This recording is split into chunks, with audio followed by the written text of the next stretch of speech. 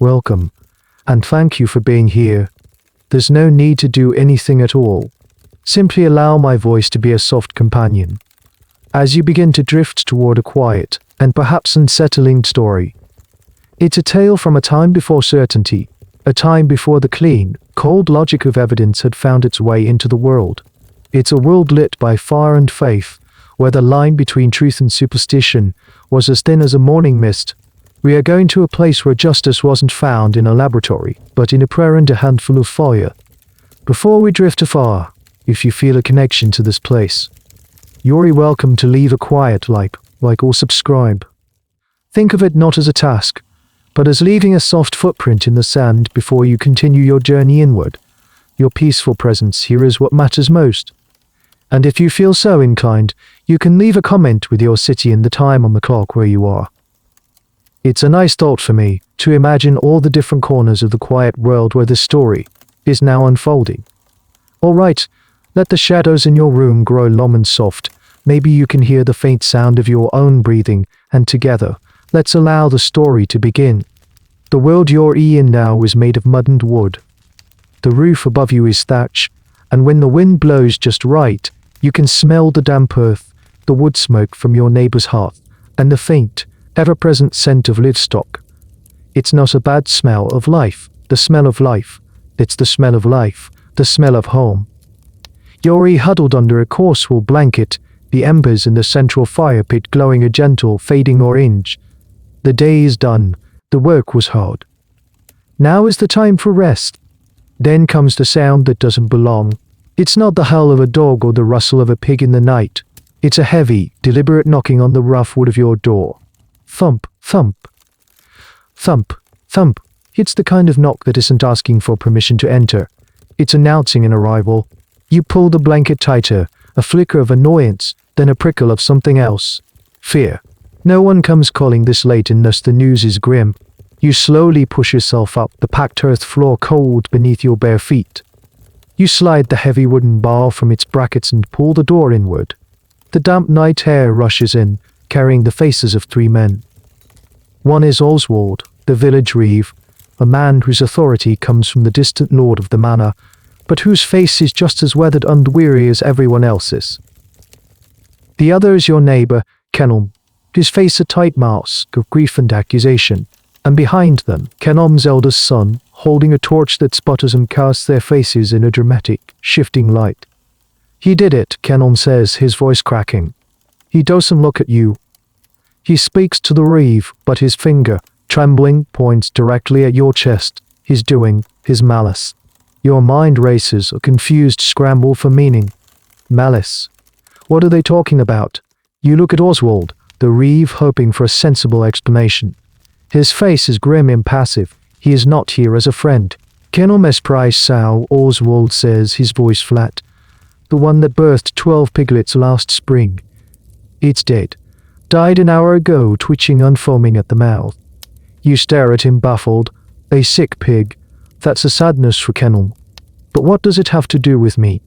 This is where things begin to feel strange, where the ground beneath your feet seems to shift from solid earth to sinking mud. You expect an investigation, but there is no investigation. In this world, there are no detectives, no constables who gather clues. There is only the community, this tight-knit, whispering web of families who have deliberations. In some places, they even have a system where every 10 households are bound together, responsible for the crimes of the others. It's a system designed to keep order, but it also turns every neighbor into a potential warden. He put a curse on it, Kenelm chokes out. Last week, we argued over the stream water. He looked at my sow with the evil eye. Everyone saw. You remember the argument. It was nothing. A disagreement over whose turn it was to clear the ditch. You might have scowled. Who wouldn't? But the evil eye. I curse.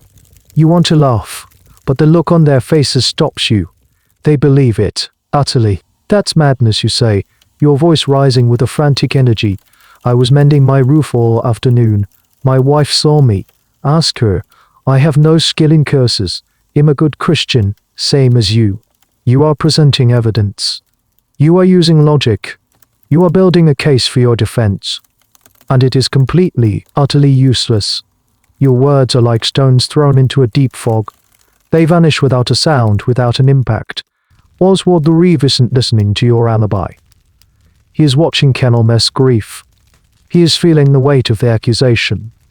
He is thinking about the stability of the village. A sick pig can be a disease. That accursed pig, that's a rot in the soul of the community. It must be cut out. And as you stand there in the doorway, you can't help but wonder, and this is something historians still argue about, how much of this is truly about a dead pig? How much is about Kenelm's genuine belief in a curse, and how much is about the argument over the stream? Or that time your chickens got into his garden. In a village this small, every disagreement is a seed that can lie dormant for years, only to sprout into a monstrous accusation when the conditions are right. You realize it now. The truth of what happened doesn't matter. The only thing that matters is the accusation.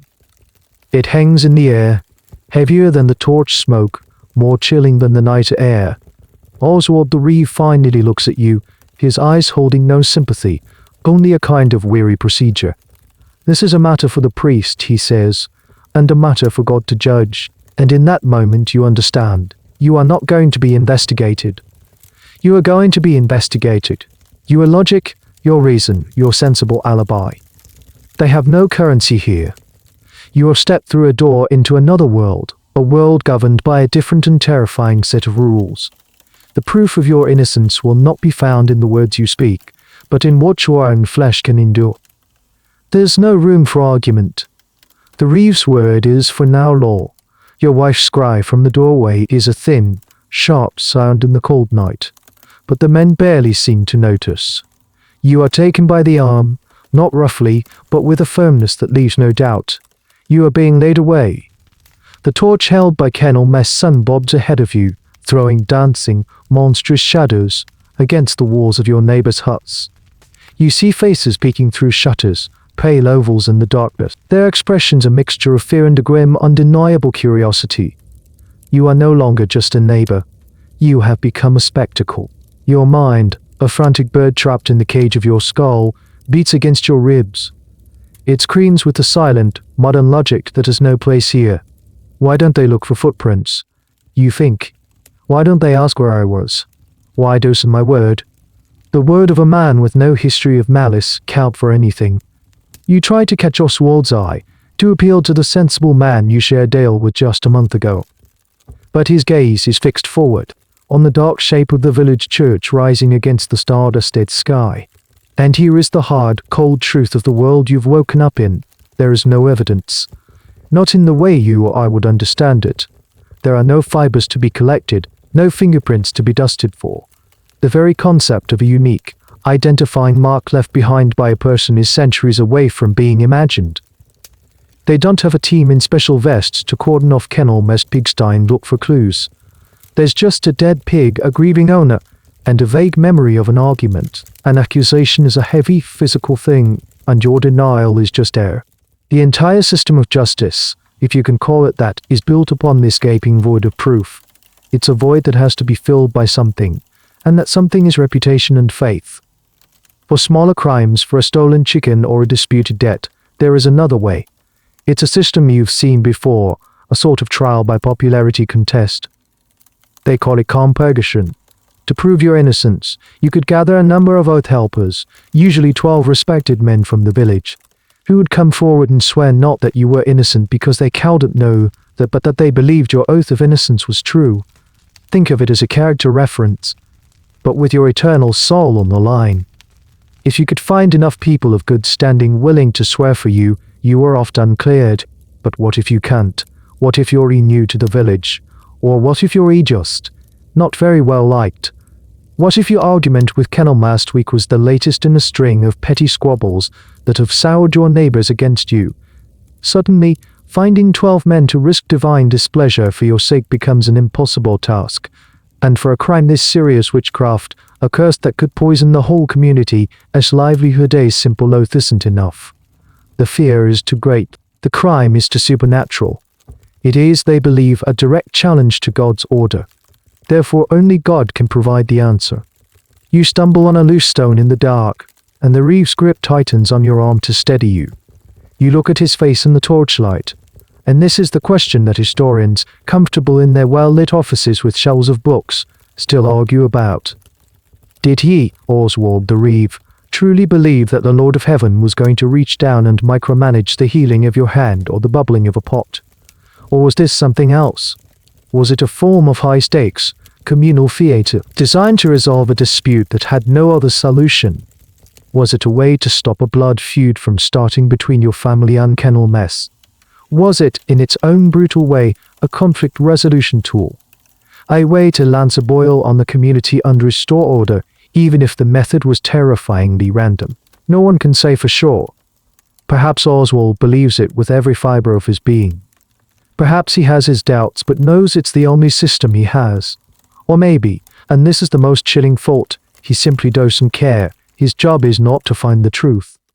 His job is to find a conclusion. And you are that conclusion. You've reached the church now. It's the only stone building in the village, a hulking mass of darkness that feels ancient and imposing. The heavy oak door groans open, and you are pushed inside. The air is cold, colder than outside, and it smells of old stone, beeswax, and faint, sweet incense. The torchlight barely touches the high, dark ceiling. It feels less like a house of God and more like a stone vault. The door closes behind you with a deep, echoing thud. The familiar rhythm of your life is gone. You are now in a sacred, liminal space. You are in God's waiting room, and the appointment you're about to have is not one you can refuse. The priest is waiting for you. Father Alaric. H.E.S. not an old man, but his face is lined with the weary responsibility of holding an entire village's spiritual life in his hands. H.E.S. the one who christens the newborns, marries the young, and gives the last rites to the dying. He is the shepherd of this small, isolated flock. Isolated flock. And tonight, you are the lamb suspected of having turned into a wolf. He stands before the simple stone altar, his hands clasped, his expression unreadable in the flickering torchlight. Oswald the Reeve pushes you forward a few steps and then retreats to the back of the church, his duty as arresting officer now passed to the spiritual authority. It's just you, Kenelm with his burning grief, and Father Alaric. The priest's eyes, deep set and serious, finally meet yours. There is no warmth in them, but there isn't any overt condemnation either. There is just a profound, unsettling gravity. Kenelm of the Hollow Way, the priest begins, his voice echoing slightly in the stone chamber. You bring this man before God's house with a heavy charge. He bewitched my soul. Father, Kenelm says, his voice raw. He laid a curse upon my livelihood. I ask for God's justice. Father Alaric nods slowly, as if he has heard this exact story 1,000 times. He turns his gaze back to you. And you, what say you in your defense? I am innocent, Father, you say, your own voice sounding thin and weak in this vast, cold space. I am a man of God. I would never resort to such darkness. It was a sickness, a natural thing. You are appealing to his reason, to his education. He is a priest after all. He can read Latin. Surely he understands the world better than a grieving, superstitious farmer. Surely he can see the difference between malice and misfortune. But you are mistaken. To him, there is no such difference.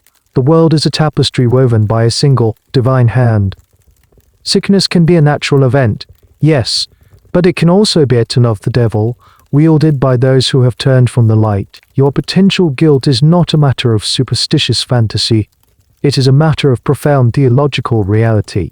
This is the core of it all, the central pillar holding up this entire terrifying structure. The absolute, unshakable belief in what they call the I, the judgment of God. For the people of this time, God was not a distant, abstract creator. He was an active, interventionist landlord. He noticed every sparrow that fell, and he certainly noticed every cursed pig. They believed that the physical world was merely a stage, and God was a director who was not shy about walking on set to move the props around. The thinking was, in its own way, perfectly logical. If you are under God's protection, If you are subjected to a life-threatening test or trial, an ordeal, God will not stand by and allow his faithful servant to be wrongly punished. He will intervene. He will perform a small, localized miracle. He will suspend the normal laws of nature for a moment just for you to signal your innocence to the world. A burn that doesn't fester, lungs that don't need air, a body that refuses to float. These would be God's signature on your certificate of acquittal. And if you are guilty, you have sided with darkness. You have forfeited God's protection. And so, when you are subjected to that same test, God will simply do nothing. He will stand back and allow nature to take its course. The fire will burn you. The wound will rot. Your punishment is not inflicted by the priest or the reeve. It is simply revealed by your body's natural reaction, a reaction that God has pointedly chosen not to prevent. It's a beautiful, terrifyingly simple system. It outsources the entire messy business of justice to the Almighty. No need for detectives, no need for lawyers, no need for a jury weighing contradictory evidence. All you need is a priest to administer the test and a community to witness the result. God will be the ultimate detective, the judge, and the jury all rolled into one. Father Alaric gestures for you to kneel on the cold stone floor before the altar. Your knees crack in the silence. You will fast for 3 days, the priest intones. You will eat only bread and salt, and drink only water. You will attend Mass each morning and pray for God to show you mercy and reveal the truth of this matter. You will purify your body and your soul. This wasn't just a physical test. It was a deeply religious ritual. The preparation was as important as the ordeal itself. Historians have found the actual liturgical texts for these ceremonies, the prayers and blessings that were said. The whole process was framed not as a punishment, but as a solemn, sacred appeal to heaven. They would bless the water, bless the very instruments of the ordeal, consecrating them as tools of divine will. As you kneel there, a cold dread seeping into your bones, you realize the genius of it. It's a closed loop, a perfect system. If you pass the ordeal, it is proof of your innocence. But what if you fail? That doesn't prove the system is flawed. It only proves that you were guilty all along. There is no outcome that can discredit the trial itself. Its authority is absolute. Father Alaric makes the sign of the cross over you. At the end of 3 days, he says, his voice a low hum that seems to vibrate in your very bones, you will be brought to the ordeal. And God, in his infinite wisdom and justice, will make his judgment known to us all. He turns and walks away, his robes whispering over the stone, leaving you kneeling in the near darkness. Kenelm gives you one last look of raw hatred before he too is gone. You are left alone with the reeve, who will now escort you not back to your home, but to a small, mock cell attached to the church. For 3 days you will be a prisoner, not of the law, but of a theological premise. You are no longer a person. You are an experiment waiting to happen. The next 3 days pass in a blur of cold stone, gnawing hunger, and the monotonous drone of Latin prayers you barely understand. You are kept in a small windowless room attached to the side of the church, a place normally used for storing vestments and communion wine. The door is thick oak with a small grate through which a boy slides your meager ration of dock-dry bread and water. The reeve, Oswald, is your jailer, his face a constant, weary presence whenever the door opens. His silence a heavy blanket that smothers any hope of conversation or appeal.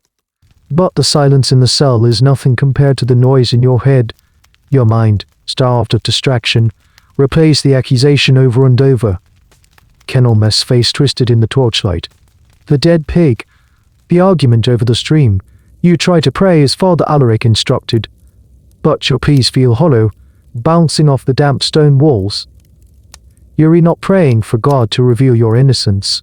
You're praying for a way out of this nightmare, a return to the simple, solid reality of your life before that knock on the door. Each morning you are led into the empty church for Mass. Father Alaric's chanting echoes in the cavernous space, the smell of incense thick and cloying. He doesn't speak to you directly. He speaks to God about you. You are the subject of his sermon, a living parable of sin and judgment. And as you kneel on the cold floor, you can feel them. The villagers are allowed to attend these preparatory masses. They file in silently, finding places on the rough wooden benches. They don't look at you directly, not for more than a fleeting second, but you can feel the weight of their collective gaze. It's a physical pressure. You can feel their suspicion, their fear, and underlying it all, a dark, primal curiosity. You are their drama, their entertainment, their terrifying cautionary tale. This public element was crucial. A trial by ordeal was never a private affair. It was a community spectacle, and its power came from being witnessed. Your potential guilt has disrupted the delicate social fabric of the village, and so the entire village must be present to see that fabric mended, one way or another. They are not just spectators. They are participants. Their presence validates the process. Their belief gives it power. You see your wife near the back, her face pale and drawn. She tries to give you a small, encouraging smile, but it falters, her eyes brimming with a terror that mirrors your own. To see her there, surrounded by the very people who have condemned you in their hearts, is a unique kind of torment. She is as much a prisoner as you are, trapped by the same whispers, the same sidelong glances. Among the crowd, you recognize faces. There's Laura, the baker's wife, who just last month praised the fence you helped her husband mend. Today, her face is a shuttered window. There's Godwin, the old farmer whose ox you helped pull from the mud during the spring floods. He stares intently at the altar, refusing to meet your eye. These were your friends, your allies, the people who should have been your oath helpers. But the accusation of witchcraft has poisoned the well. It's a fear that overrides all past debts and loyalties. To defend you now would be to risk being tainted by the same suspicion. It's safer to simply watch. And what are they thinking, these neighbors of yours? Historians often wonder about the psychology of the crowd. Did every single person in that church believe in the ordeal as a pure conduit of divine will? Or were there skeptics, people who harbored doubts but were too afraid to voice them? It's likely a mixture. Some, like Kennel, are consumed by a certainty born of grief and superstition. Others are probably driven by a more pragmatic fear. If there is a witch in the village, it's better that they be found out, lest their own livestock be next. Then there's the more subtle, insidious pressure of conformity. When everyone around you accepts a reality, it becomes incredibly difficult to maintain a dissenting opinion. To question the ordeal would be to question the priest, to question the reeve, to question the reeve, to question the very structure of your world and your place in it.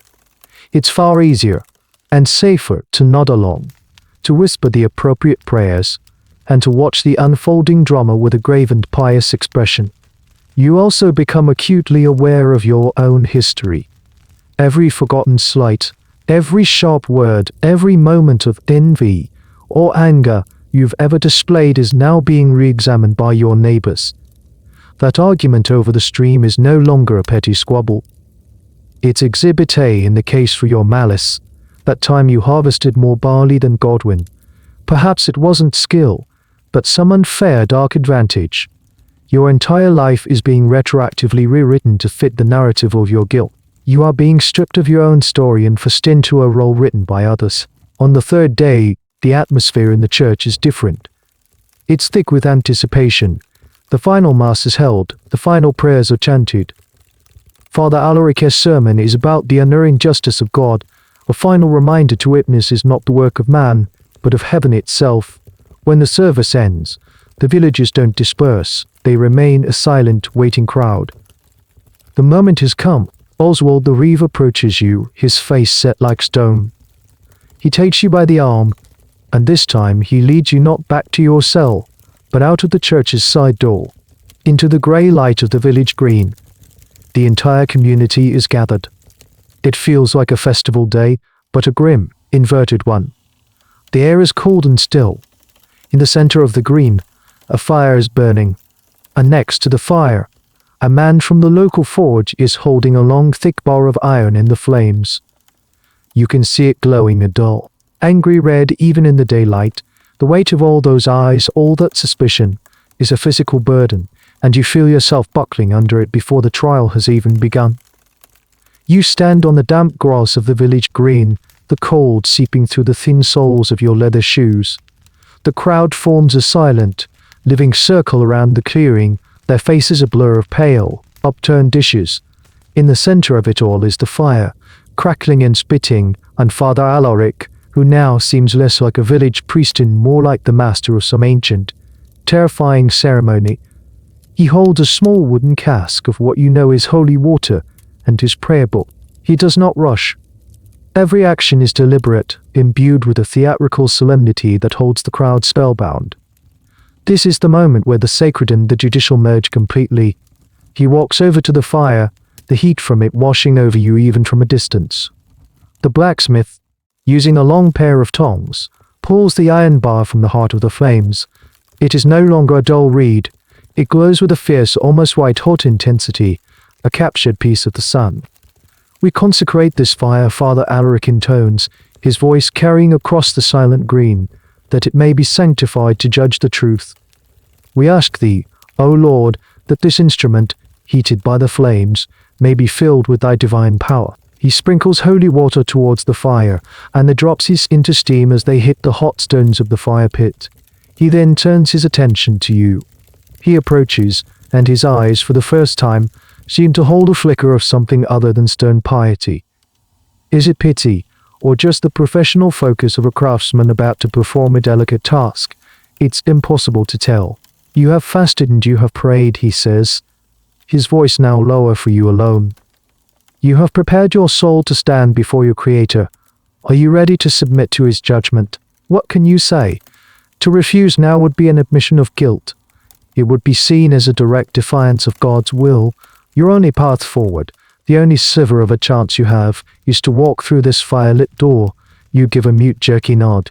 He begins the final, formal instructions, the rules of the game you are about to play for your life. His voice rises again so the whole village can hear, leaving no doubt about the process. You will carry this consecrated iron, he declares, pointing to the glowing bar still held in the blacksmith's tongs. You will walk the distance of 9 feet, measured heel to toe. He gestures to the ground where 2 lines have been drawn in the dirt, marking the start and finish. 9 feet. It sounds like such a small distance, but looking at the iron, it feels like a journey across a desert. You will hold the iron in your bare hand. You will take 9 steps. At the 9th step, you will be permitted to drop the iron to the ground. Your hand will then be examined for the initial burn, and immediately bound in cloth sealed with the sigil of this church. This is a critical detail, one that historians find fascinating. The initial burn was expected. No one, not even the most pious, believed that an innocent person would be completely unharmed. The miracle wasn't in avoiding the injury. It was in the healing of it. The real judgment didn't happen here on the green. It would happen over the next 3 days, inside the flesh of your hand. For 3 days, the bandage will remain sealed, Father Alaric continues. You will continue to fast and pray. On the 3rd day here before the community, I will remove the bandage. If the wound is clean, if it is healing without corruption, without pus or putrefaction, then God has declared you innocent. The wound will be a sign of his mercy. He pauses, letting the weight of his words settle. But if the wound has festered, if it is corrupt and unclean, then God has withheld his grace. It will be a sign of your guilt, and you will face the justice of the Lord of this manner. The justice of the Lord, a swift, brutal execution. There is no appeal. The verdict, delivered by the state of your own flesh, will be final. As you listen to these instructions, a cold, hard fact dawns on you. The entire system is built on an almost complete ignorance of how the human body actually works.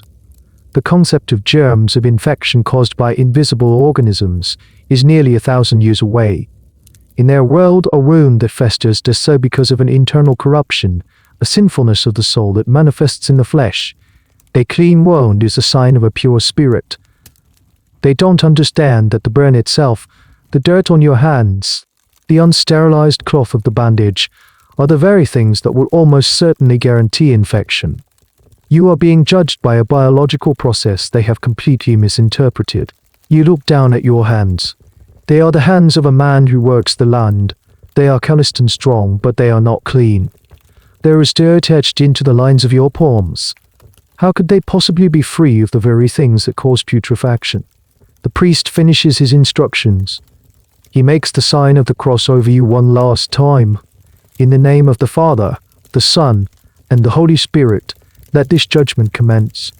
The blacksmith, with a grim and reluctant expression, approaches you. He holds the tongs out. The glowing iron bar hangs between their jaws, radiating a palpable, terrifying heat. It is your turn. You have to reach out and take it. Your whole being screams in protest.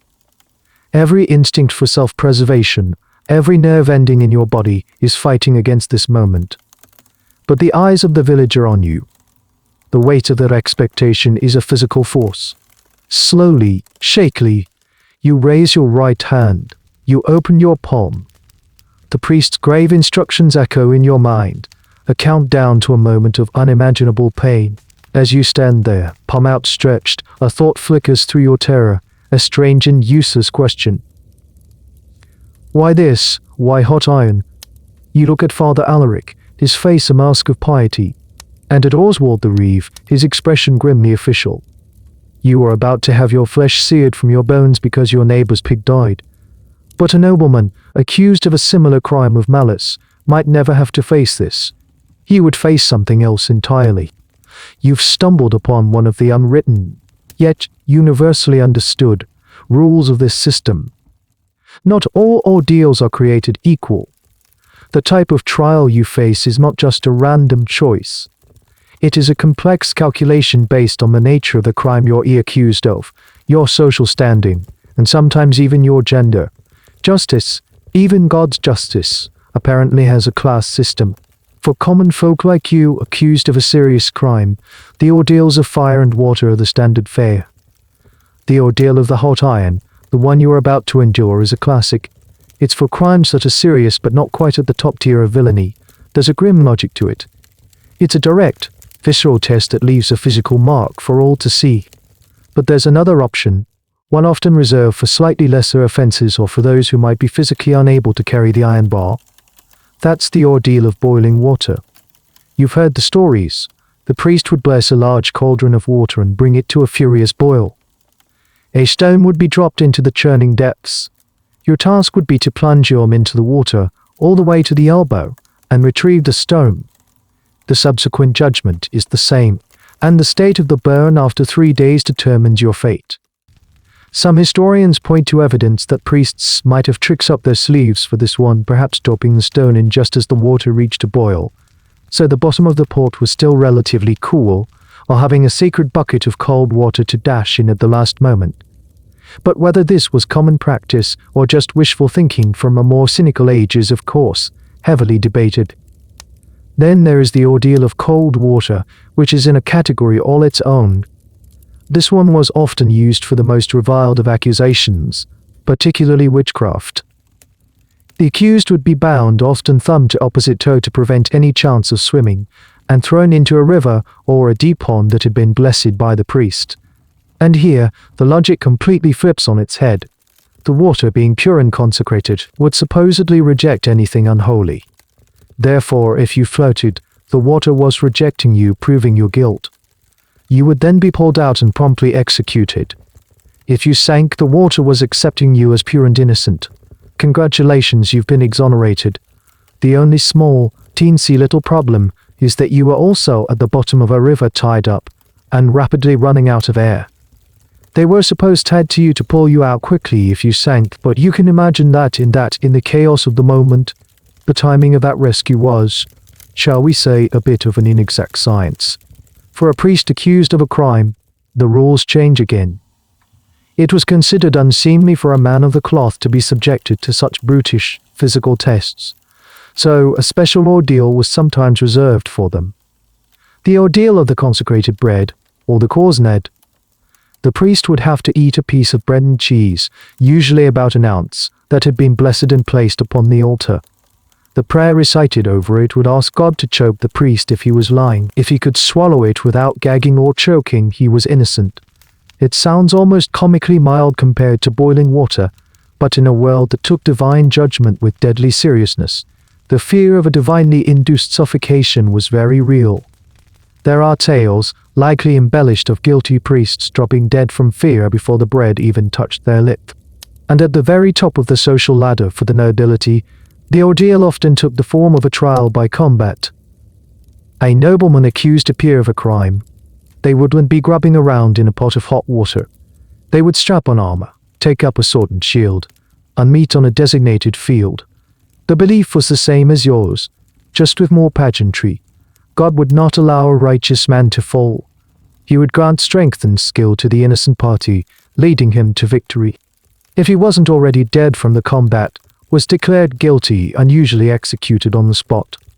It was a neat and tidy way to settle disputes, prove one's honor, and get in a bit of violent sport all at the same time. All these thoughts flash through your mind in the split second before you must act. You are here, facing a glowing bar of iron because you are you, a farmer, a commoner. Your justice is elemental and brutal. A lord's justice is martial and, in its own way, elegant. A priest's justice is sacramental and internal. You have been sorted, categorized, and assigned your specific torment based on your station in life. It's a chilling reminder that in this world, not only is there no presumption of innocence, there isn't even a presumption of equality in the face of judgment. The blacksmith grunts, an impatient sound. The moment is here. There is no other path. You are not a noble, nor a priest. You are a man with a calloused hand, standing on the village green, with 9 feet of hell to walk. This is the poison that has been chosen for you. The world narrows to a single point of unbearable heat. The blacksmith, his face slick with sweat and pity, maneuvers the tongs. The glowing iron bar, a foot and a half of pure agony, is presented to you. It seems to hum with a life of its own, a malevolent orange-white energy that makes the air itself feel thin and dry. All the sounds of the village, the shuffling feet of the crowd, a distant dog bark, the rustle of the wind fade into a dull, distant roar. There is only you, your outstretched hand, and this terrible instrument of judgment. You force your fingers to close around it. The contact is not what you expect. It is not a simple sensation of heat. It is an explosion. It is a white-hot scream of pure information that bypasses your ears and travels straight up your arm, into your shoulder, and detonates in the center of your brain. The smell hits you a split second later, the horrifying, sweet, sick scent of your own cooking flesh. It's the smell of a Sunday roast, but it is you. The thought is so monstrous, so profoundly wrong that it almost makes you drop the iron then and there. But you can't. Dropping it now, on the first step, would be a confession. Your mind, reeling from the initial shock, clings to the rules Father Alaric laid out. 9 steps, 9 feet. It is a litany, a mantra against the rising tide of pain. You take the first step. Your leg feels disconnected from your body, a clumsy wooden thing you have to command with immense effort. The ground is uneven and you almost stumble. The crowd lets out a collective sharp gasp. You steady yourself, your knuckles white as you grip the iron, though the skin is no longer there to be white. Your entire focus is on not tightening your grip, which instinct screams at you to do, and not letting go, which reason begs for. Step 2. The pain is no longer a sharp, localized event in your hand. It has become your entire universe. It's a radiating, pulsing sun of pure torment, and every beat of your heart pumps another wave of it through your body. You can feel the heat traveling up your forearm, a deep, baking heat that seems to be cooking the very marrow in your bones. You bite down on your lip, tasting the coppery tang of blood. Don't scream. Screaming is weakness. Step 3. You are vaguely aware of Father Alaric's voice, chanting in Latin. The words are meaningless, a low drone beneath the shrieking symphony of your nerves. He is praying for God to show a sign, but the only sign you are receiving is that iron is hot and flesh is weak. You wonder, in a detached, delirious way, if this is the sign. Is this the sign? Is this the feeling of being abandoned? Step 4. Halfway there, the world is beginning to swim at the edges. The faces in the crowd are distorted, warped shapes, their expressions of pity and morbid fascination blurring into one grotesque mask. You fix your eyes on a lined rom in the dirt, the finish line. It seems impossibly far away. Your hand is no longer your hand. It is a foreign object, the charred piece of wood that you are somehow still attached to. You can feel the texture of the rough iron bar through the ruined meat of your palm. Step 5. The smell of burning linen from your sleeve joins the scent of your own skin. A small curl of smoke is rising from your cuff. You are on fire. A small, mundane part of your brain notes this with a strange sense of calm. Step 6. Eye memory surfaces, unbidden and absurd. You are a boy, and you accidentally touch the hot side of the blacksmith's forge. You remember the sharp instant pain, the yelp, plunging your hand into the quenching bucket. You cried for an hour. This is not that. This is 1,000 of those moments, stretched out into an eternity. This is a pain that has weight in texture and a voice. Step 7. Tomorrow. Just tomorrow. Your arm is shaking uncontrollably now, not from weakness, but from the sheer overload of your nervous system. It's a pulse jerking motion. The iron bar feels impossibly heavy, as if it's drawing all the strength from your body into its glowing core. Step 8. One more. The line in the dirt is right there. You can see the individual blades of grass around it. You can see a small, brown beetle crawling near it, oblivious to the divine drama unfolding inches from its life. You feel a sudden, insane flash of envy for that beetle. Step 9. You are there. You have crossed the line. With a final, convulsive effort, you open your grip. The iron bar falls. It hits the damp earth with a loud, angry hiss, sending up a puff of steam. The sound is the most beautiful thing you have ever heard. It is the sound of release. You stagger, your legs finally giving way. You collapse to your knees, cradling your right arm. You don't look at your hand. You can't. You just stare at the ground, gasping, your body drenched in a cold sweat despite the fire still raging in your limb. The pain is immense, but it is changing. The sharp, searing agony is beginning to subside into a deep, throbbing monumental lake. The ordeal is over, but the trial has just begun. You are still on your knees, lost in the echoing cathedral of your own pain, when Father Alaric and the Reeve are suddenly beside you. Gentle hands, surprisingly so, help you to your feet. You are unsteady, leaning heavily on Oswald, your entire right side a universe of throbbing misery.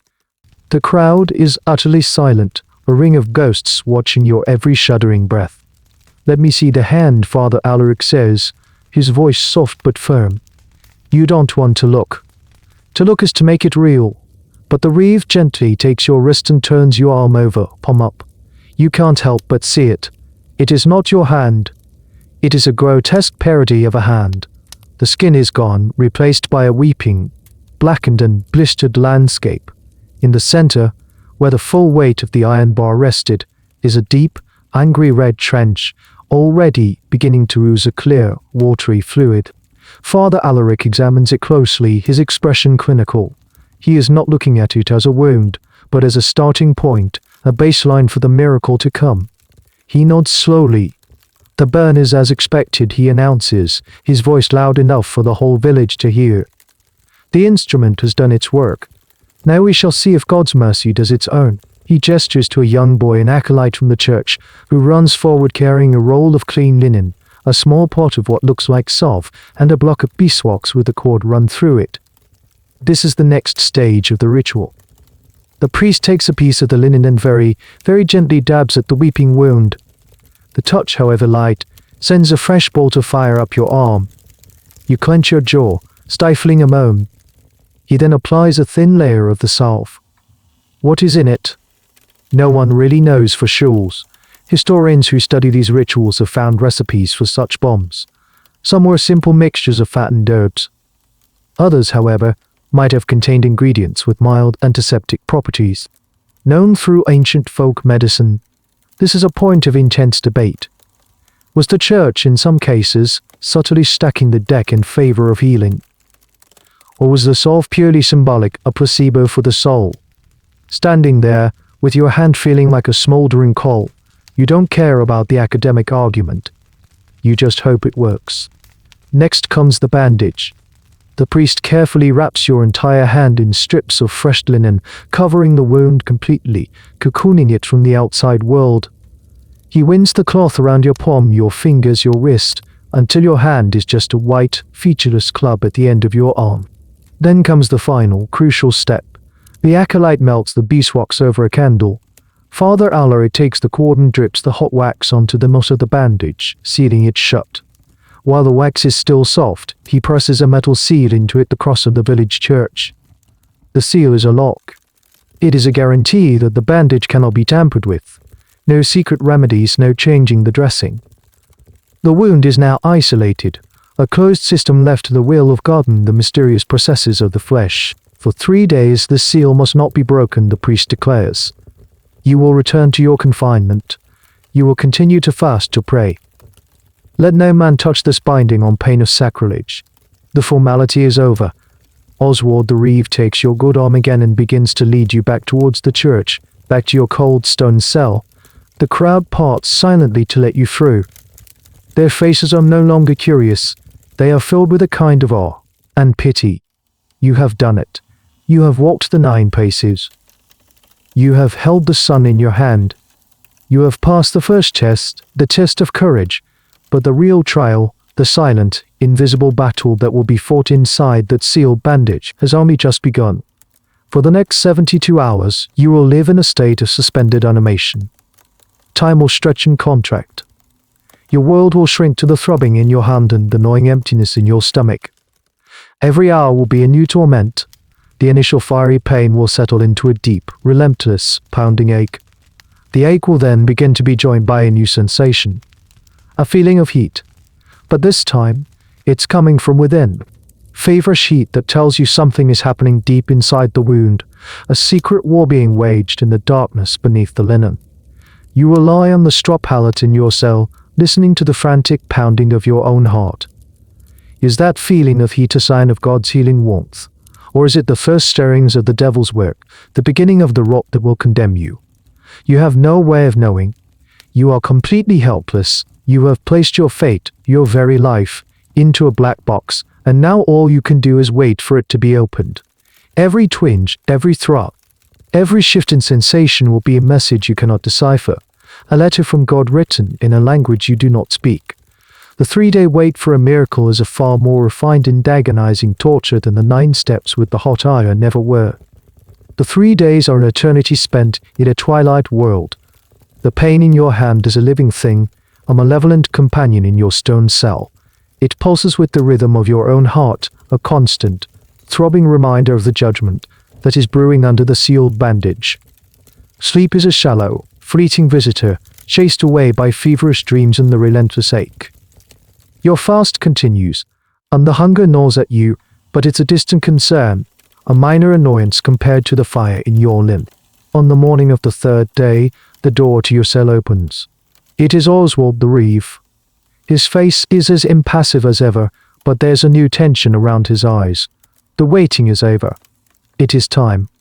He helps you to your feet, your body weak from hunger and fever, and leads you out of the church. The scene on the village green is an echo of the one 3 days ago, but the atmosphere is different. The morbid excitement has been replaced by a tense, almost breathless silence. The entire village is there again, a silent jury awaiting the final piece of evidence.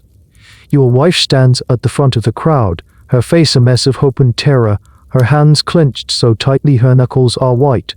Kenelm, your accuser, is there too, his expression hard and expectant. You are laid to the center of the clearing, to the same spot where you collapsed. Father Alaric is waiting. He looks at you, then at the sealed bandage on your hand. His face is a calm, pious mask, but you can see the immense pressure he is under. His reputation, the authority of the church, the very belief system of the village, it all rests on what is hidden beneath that linen. He raises his hands, calling for silence where there is already none. 3 days have passed, he proclaims, his voice ringing with authority. This man has submitted himself to the Iudaeism Day, the judgment of God. He has endured the fire, he has kept the vigil. Now, the Lord will make his truth known to us, through the vessel of this man's own flesh. He gestures for you to hold out your arm. You do, your hand, now a swollen, club-like appendage, trembling slightly. The priest takes a small, sharp knife. The crowd leans in, a collective, unconscious movement.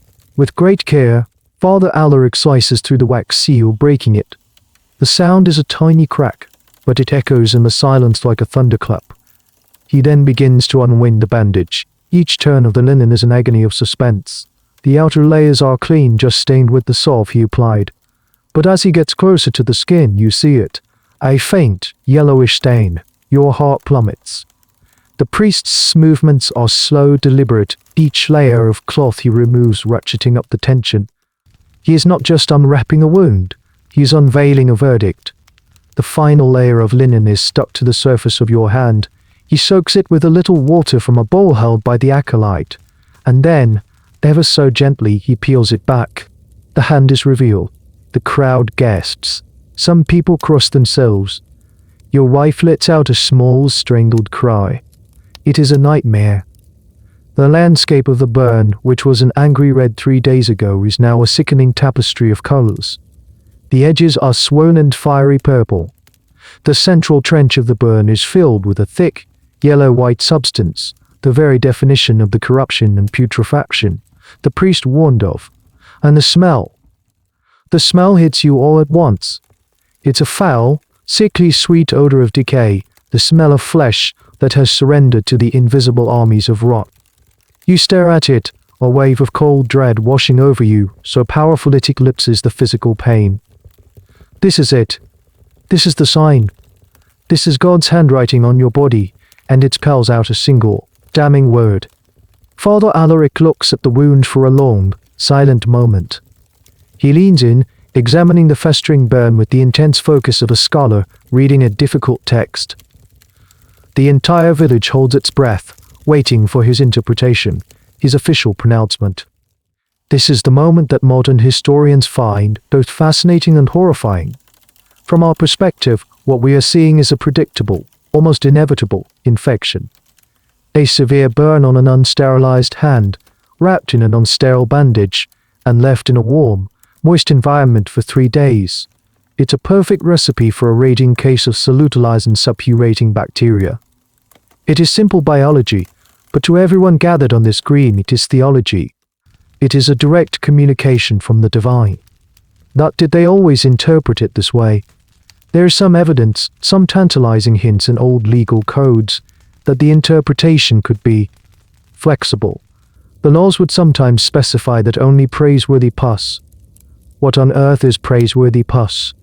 It's a phrase that suggests there was wiggle room, a way for a priest to look at a festering wound and, if he was so inclined, declare that this specific type of festering was, in fact, a sign of God's miraculous work. Was this a genuine medical distinction they believed in, or was it a loophole, a way to steer the verdict if public opinion, or the priest's own conscience, felt the accused was truly innocent?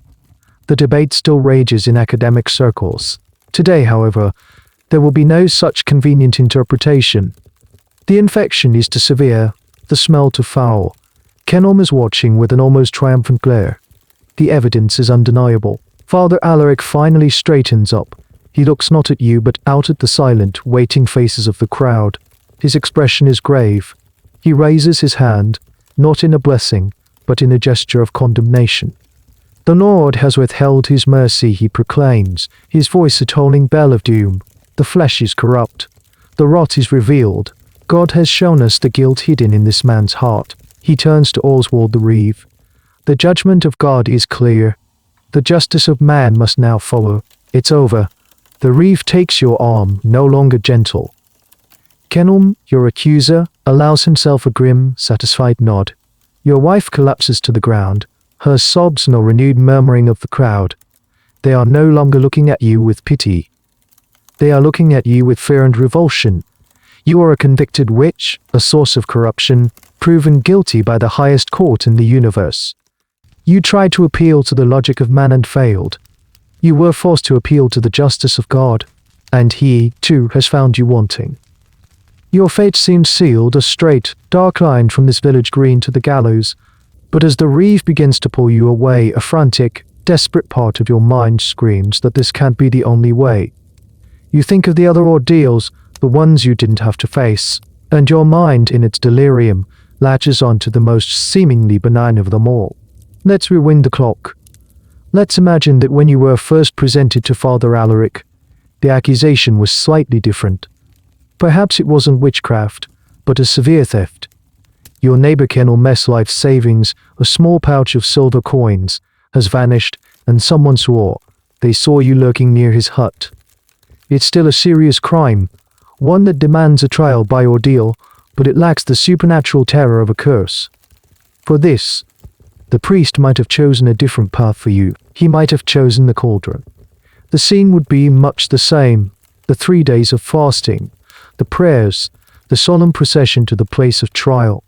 But instead of a blazing fire with an iron bar, the centerpiece of the drama would be a large, black, iron pot suspended over a carefully tended fire. Water bubbles and churns within it, sending thick clouds of steam into the chilly air. Father Alaric would perform the same rituals of consecration, blessing the water, asking God to make it an instrument of his divine will. He would then hold up a small object for all to see, a stone perhaps, or a metal ring, something small enough to be grasped, but large enough not to be lost in the roiling water. His instructions would be chillingly simple. This sacred object will be dropped into the consecrated water, he would announce. You will then, in the name of the triune God, plunge your arm into the depths and retrieve it. Your faith will be your shield, and God's grace will be your balm. The acolyte would then drop the stone. You'd hear the faint clink as it hits the bottom. And then all eyes would be on you. You would have to walk to that bubbling pot, or which cauldron straight from the darkest folk tales, and thrust your arm into it. Not just your hand, but your entire forearm, up to the elbow, as was often the rule. The physics of it are terrifying. The water at the surface is at a full rolling boil, but what about the water at the bottom? This is where a sliver of hope, and a great deal of historical debate comes in. Water heats from the bottom up. By the time the surface is churning, the water just above the pot's floor might be significantly cooler. It would still be dangerously hot, of course, but perhaps not hot enough to cause the instant, catastrophic blistering of a full boil. And this has led to a fascinating, if slightly mischievous, theory among some historians. Was the system rigged?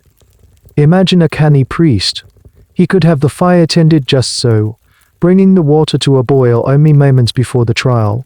He could instruct the accused to act quickly, to plunge their arm in undoubt in a single, swift motion. The brief contact with the cooler water at the bottom might result in a nasty scald, tissue-destroying burn that would be guaranteed to fester. It's a tantalizing idea. A secret, compassionate conspiracy to give the accused a fighting chance, hidden within the fearsome theater of the ordeal. But as you stand there, facing that pot, you don't know any of this. You only see the steam, hear the bubbling, and feel the terrifying heat on your face.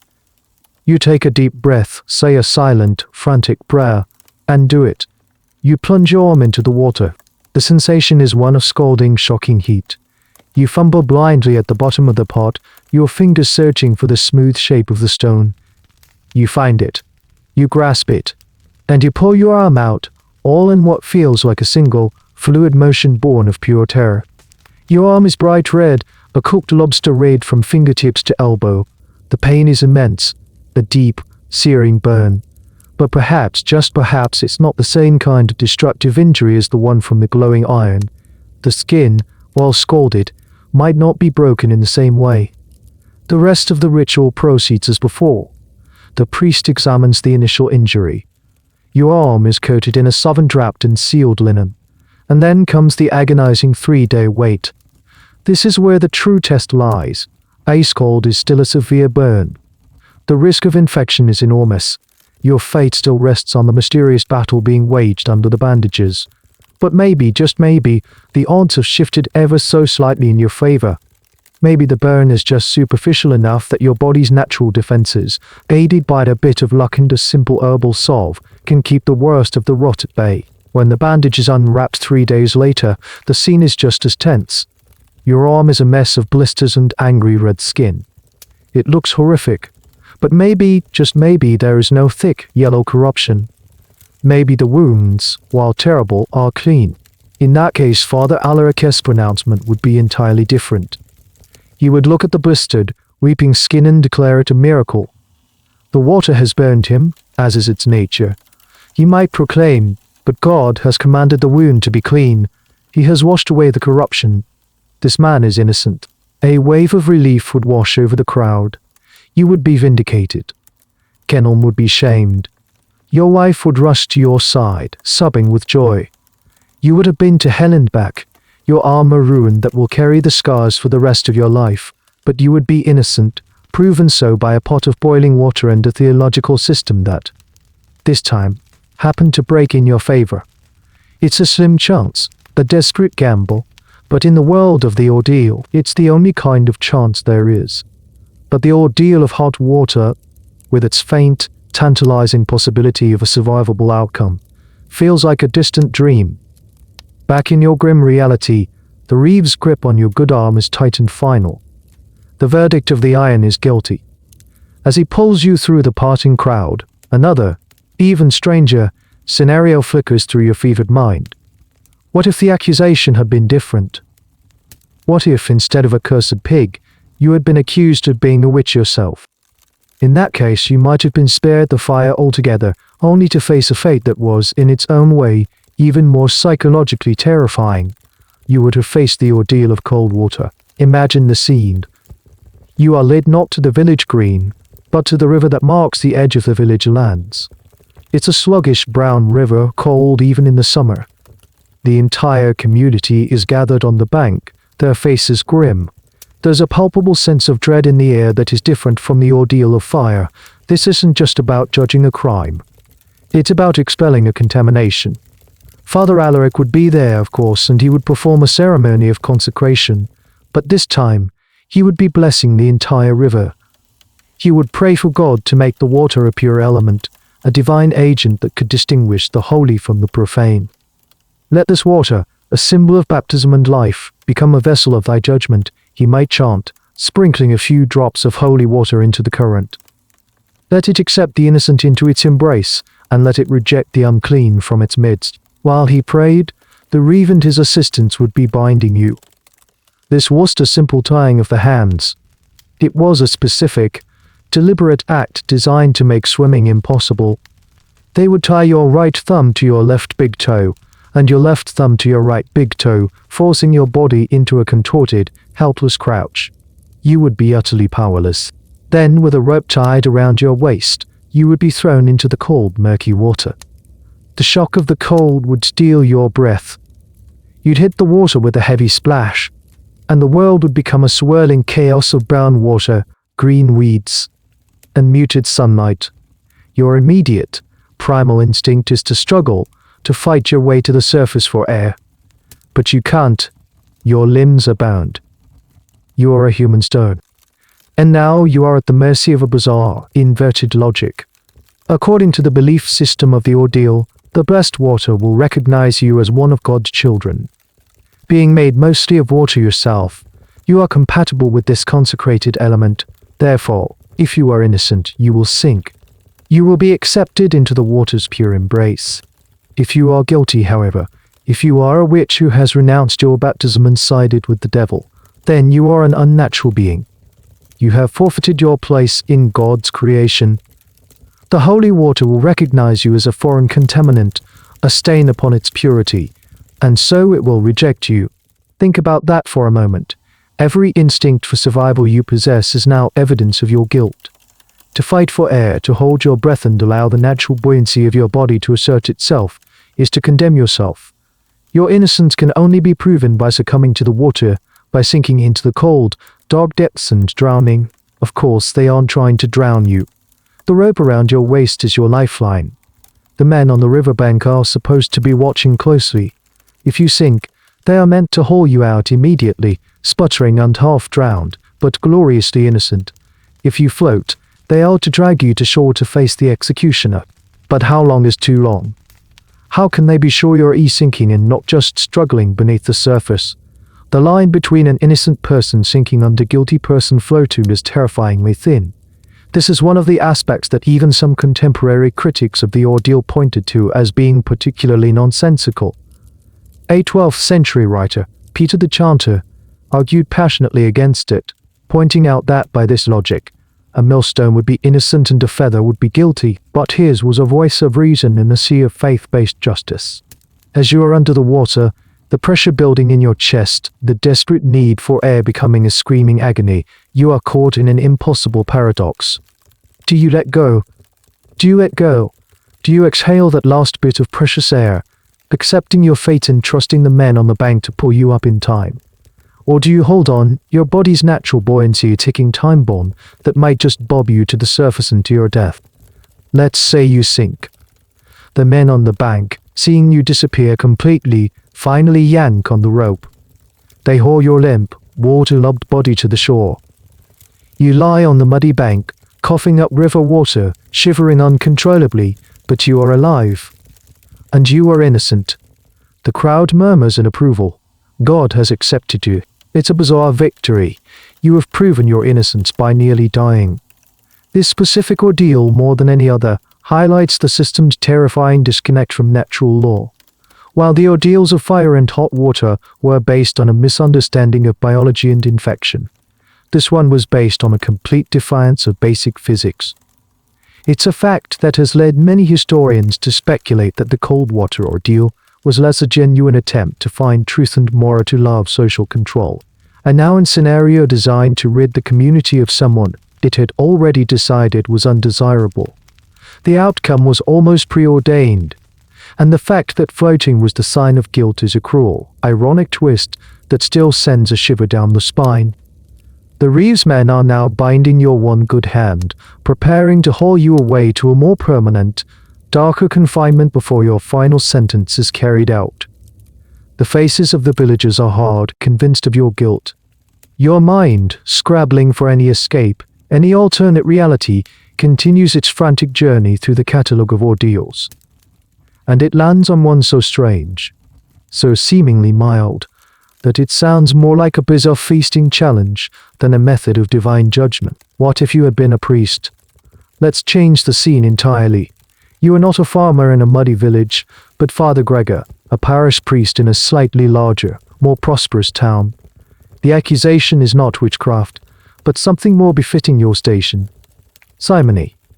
The local bishop snooping Ogducken claims you've been selling church offices, promising a plum position as a cathedral canon to a wealthy merchant's son in exchange for a hefty donation. It's a serious charge, a rot within the church itself. As a man of God, it would be unthinkable to subject you to the brutish, bloody ordeals of the common folk. You cannot be burned or drowned. Your hands, consecrated to perform the miracle of the Eucharist, cannot be defiled by common torture. A different kind of trial is required, one that is internal, sacred, and operates on a purely theological level. You will face the ordeal of the cause, Ned, the consecrated morsel. The trial would take place not on the village green, but at the very heart of your spiritual world, the high altar of your own church. The Octocone, your accuser, stands on one side. The bishop, or his representative, stands as the judge. A crowd of your fellow clergy and the town's most prominent citizens have gathered, their expressions a mixture of pious gravity and juicy gossip. On a clean white cloth upon the altar lies the instrument of your ordeal. It is not a glowing bar of iron or a bubbling cauldron. It is a piece of bread, most likely barley bread, and a small chunk of dry cheese. It looks like a poor man's lunch, but this is no ordinary food. The bishop will then begin the long, solemn prayer of consecration over the bread and cheese. The prayers for this ordeal are some of the most specific and terrifying in the entire liturgical library of judgment. He doesn't just ask God to reveal the truth. He gives God specific, physiological instructions. O Lord, the bishop would intone, his voice echoing in the stone church, we beseech thee, let this consecrated bread and cheese stick in the throat of the guilty. Let his jaws be locked, his throat constricted. Let him be cast down, pale and trembling, his limbs racked with convulsions, if he dares to approach the sacrament with a lie in his heart. But if he is innocent, let him consume this morsel with ease and health, as a sign of thy favor. He is essentially praying for God to weaponize your own biology against you. He is daring God to intervene directly in the process of swallowing. After the prayer, the bishop will take the morsel and make the sign of the cross with it over your head. He will then place it in your hand. All eyes are on you. The silence in the church is absolute.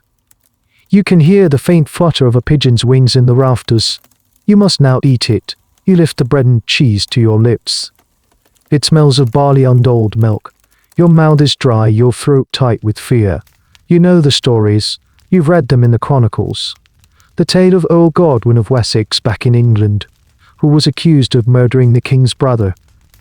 Protesting his innocence at a royal banquet, he supposedly said, "May this morsel of bread be the last I ever swallow if I am guilty," and promptly choked to death on the spot. Historians mostly think not, but that doesn't matter. You believe it. Everyone in this church believes it.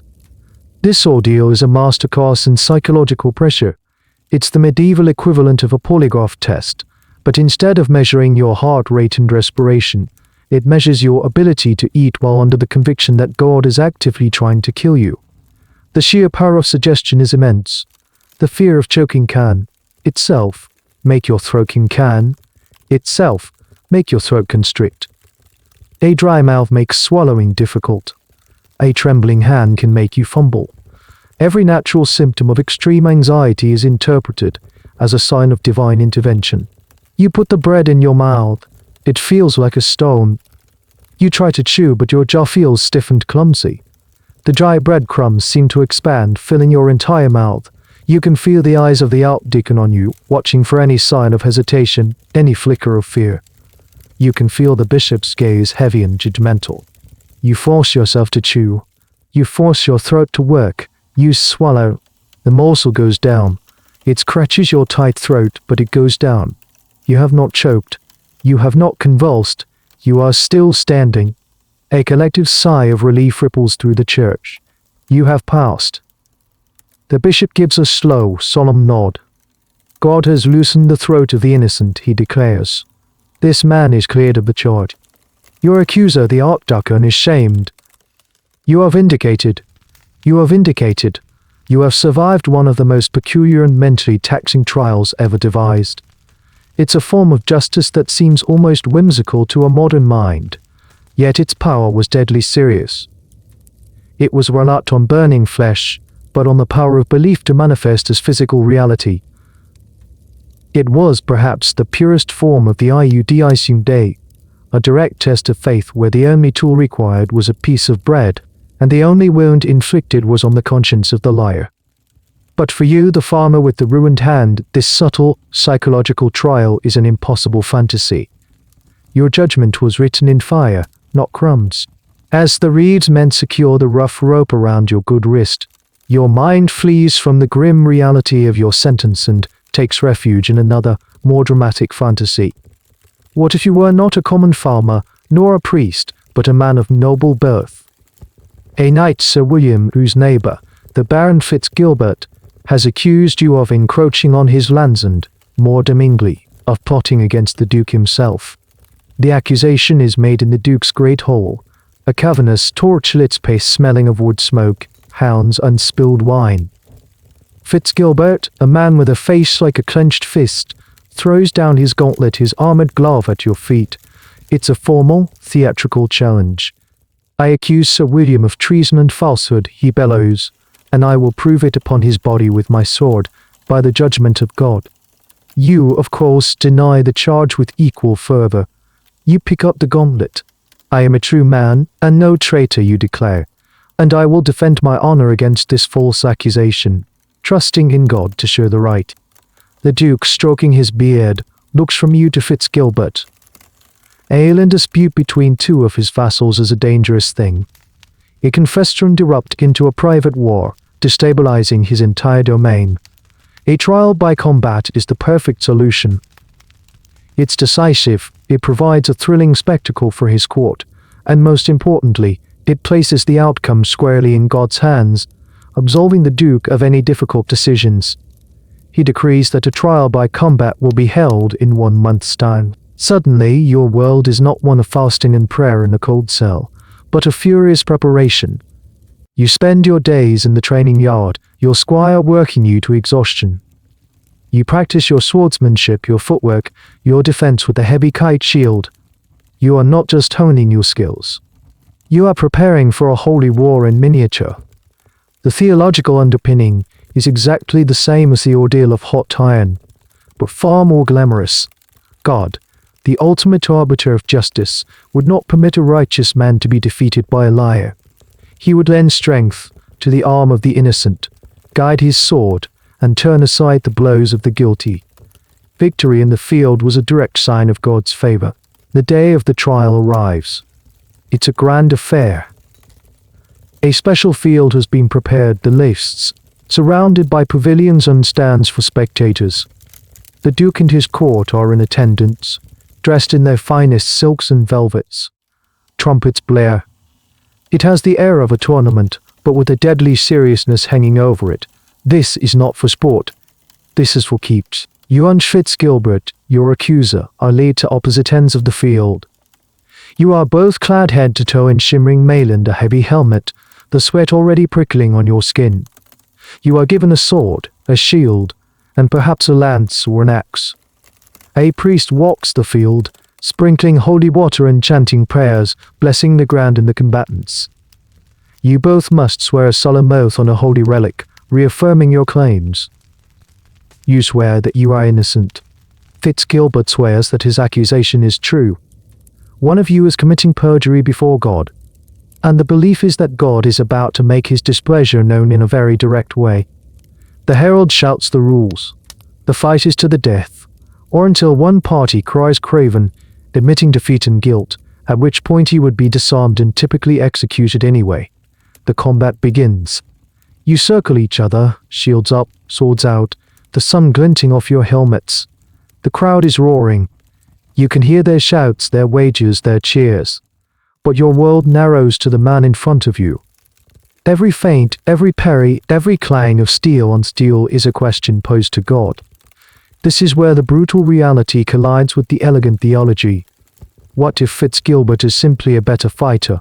What if H.E.S. bigger, stronger, or has more experience in battle? Does God's judgment account for a disparity in skill? The church's answer was yes. God would miraculously enhance the righteous man's ability. But on the dusty field, with a heavy axe whistling past your head, that theological certainty might feel very far away. The fight is a brutal, exhausting affair. Your arms ache from the weight of the shield. Your lungs burn. A blow from Fitzgilbert's sword glances off your helmet, making your ears ring and your vision swim. You stumble, and he presses his advantage. You are forced back, step by step. Doubt begins to creep in, a cold poison. Is God on his side? Was there some forgotten sin in your life for which you are now being punished? This system, however, had a fascinating and very pragmatic loophole, a detail that many people forget. You didn't always have to fight yourself. A nobleman, especially an old or infirm one, or even a woman of high birth involved in a dispute, could hire a champion. This was a professional warrior who would fight on their behalf. The same divine logic applied. God would grant victory to the champion fighting for the innocent party. This, of course, turned the trial into something of an arms race. The wealthier party could hire the most famous, most feared champion, trusting that his superior skill was, in fact, a sign of God's favor. Historians still debate whether this was a corruption of the system or an accepted feature, a way of acknowledging that might and right were often intertwined. But you have no champion. It is just you and Fitzgilbert, in a desperate, clumsy exchange. Your shields lock. You are face to face, peering through the narrow eye slits of your helmets. You can hear his ragged breathing, smell his sweat. With a powerful shove, he sends you staggering backward, and your foot catches on a root. You fall hard, the impact jarring your entire body. Before you can recover, Fitzgilbert is upon you, the point of his sword at your throat. You are defeated. The crowd falls silent. The Duke leans forward. Do you yield? Fitzgilbert pants, his voice muffled by his helmet. To yield is to confess. To confess is to die in shame. To keep fighting is impossible. You have been defeated. According to the law of God and man, your guilt is proven. Fitzgilbert, the righteous accuser, has been given victory. Your honor is lost, your lands forfeit, your life over. All because perhaps you tripped on a root. The judgment of God, it seems, can be as arbitrary as the battlefield itself. Your mind, recoiling from the imagined gore of the battlefield, desperately seeks a less violent path. Surely not all ordeals involve the risk of immediate death or mutilation. And you remember hearing of one, a trial so peculiar in its passive nature that it seems almost absurd. It was an ordeal of endurance, a test of piety measured in aching muscles and sheer willpower. Let's restage your drama one last time. The accusation is the same, a dispute with your neighbor Kennel, but the community is at a loss. Perhaps you are both men of equal standing and reputation. Perhaps the evidence on both sides is so flimsy that even the priest hesitates to resort to fire or water. In search of a less destructive solution, Father Alaric might turn to this strange and deeply symbolic trial. The entire village would be summoned not to the green or the river, but into the church itself. You and your accuser, Kennel, would be brought before the altar. There are no instruments of torture, no fires, no bubbling pots. The only tools are your own bodies. Father Alaric would explain the rules of this most devout of contests. You will both stand before the sacred crucifix of this church, he would announce. You will extend your arms in the manner of our Lord on the cross.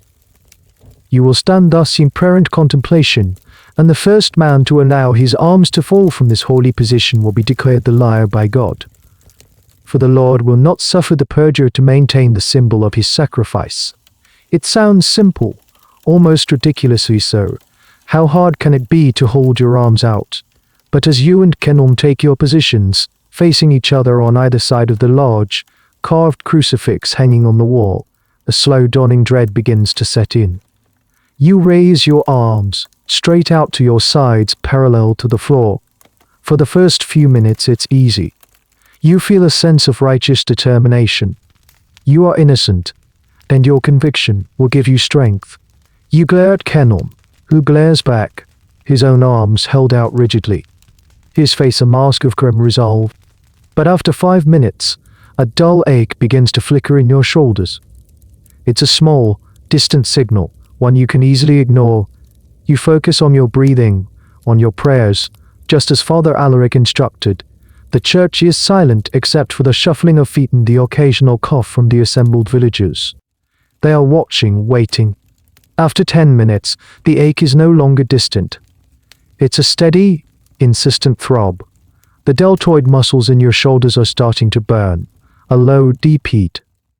You try to shift your posture slightly, to lock your elbows, to find a position that offers some relief, but there is none. The simple, unforgiving geometry of the pose offers no quarter. After 15 minutes, the burning has intensified. Your arms feel heavy, as if someone has hung invisible weights from your wrists. They begin to tremble, a fine, uncontrollable tremor. You glance at Kennel. His face is slick with sweat, his jaw clenched. He is feeling it too. This is no longer a test of piety. It's a brutal, physical contest. This ordeal, while rare, is a fascinating piece of legal history. It was famously used by the Emperor Charlemagne to settle disputes. But it was also controversial. It was so obviously a test of physical strength rather than divine will that it fell out of favor relatively quickly. King Lothar, Charlemagne's grandson, would later condemn it, saying it was irreverent to parody the crucifixion for legal purposes. Yet, in pockets of Europe, the practice persisted, a strange fossil of a more symbolic age. 20 minutes in, the pain is excruciating. It's a sharp, stabbing agony that radiates from your shoulders down to your fingertips and up into your neck. Your arms are screaming for relief. They feel less like parts of your body and more like foreign objects, heavy logs of meat and bone that you are struggling to keep afloat. You are no longer praying. You are no longer praying. You are no longer praying. Your entire consciousness has shrunk to the single, overwhelming task of not letting your arms drop. You try to distract yourself. You count the stones in the wall. You trace the patterns of the wood grain on the crucifix. You focus on Kennel's face, trying to see any sign of weakness. His lower lip is trembling. A drop of sweat rolls down his nose and falls to the floor. A chest wavering, a surge of hope, of grim satisfaction, gives you a fresh burst of energy, but the relief is temporary. Your own arms are now shaking violently. They feel as though they are being torn from their sockets. It's a pure, primal agony. You realize that this ordeal, in its own quiet way, is just as cruel as the others. It doesn't burn or drown you, but it dissects your endurance, peeling it away layer by layer until only raw will is left. Then you see it. Kenelm's left arm dipped just an inch. He catches it, jerking it back up with a sharp grunt of effort. But the spell is broken. His form has faltered. A murmur goes through the crowd. Father Alaric leans forward, his eyes narrowed. Kenelm's resolve crumbles. With a choked sob of frustration and pain, his arms give way completely. They fall to his sides, limp and useless. He doubles over, panting, defeated. You have won. You force your own arms to stay aloft for a moment longer, a symbol of your victory, before letting them drop. The relief is so intense, so total, that you almost collapse. The wave of dizziness washes over you. Father Alaric steps forward and raises a hand. God has given strength to the righteous and visited weakness upon the liar. He proclaims, "This man's innocence is proven. You have survived. You have been vindicated by the simple fact that your shoulder muscles held out a few seconds longer than your accusers." It is perhaps the most absurd victory of all, a judgment based on little more than muscle fatigue. And yet, in the strange, faith-drenched logic of the ordeal, it is as valid as any other sign from God. You are innocent, and Kenel, shamed and defeated, must now face the penalty for making a false accusation. Your victory in the ordeal of the cross is absolute, a clear, if exhausting, sign of your innocence. Kenel is shamed, and you are free. But as you nurse your aching shoulders, a cynical thought, a little worm of doubt, begins to wriggle in your mind. You won because you were stronger, or perhaps just more stubborn. What if Kenel had been a larger man? What if you had been tired from a long day's work? How much of that was truly God's will, and how much was just? And with that you begin to pull at a thread that threatens to unravel the entire tapestry of this divine justice system. You start to wonder, was the system weak? Let's go back to the original scene. You are standing on the village green, your hand a ruin of festering flesh. Father Alaric has just declared you guilty. The verdict seems undeniable. But what if the priest had wanted a different outcome? Could he have influenced it? This is a question that historians have debated for centuries, and it delves into the murky space between sincere faith and cynical pragmatism. The official position of the Church was that the ordeal was a sacred appeal to God, and to interfere would be a grave sin.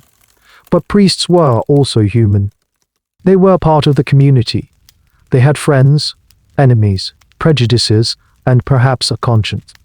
Imagine Father Alaric knows you.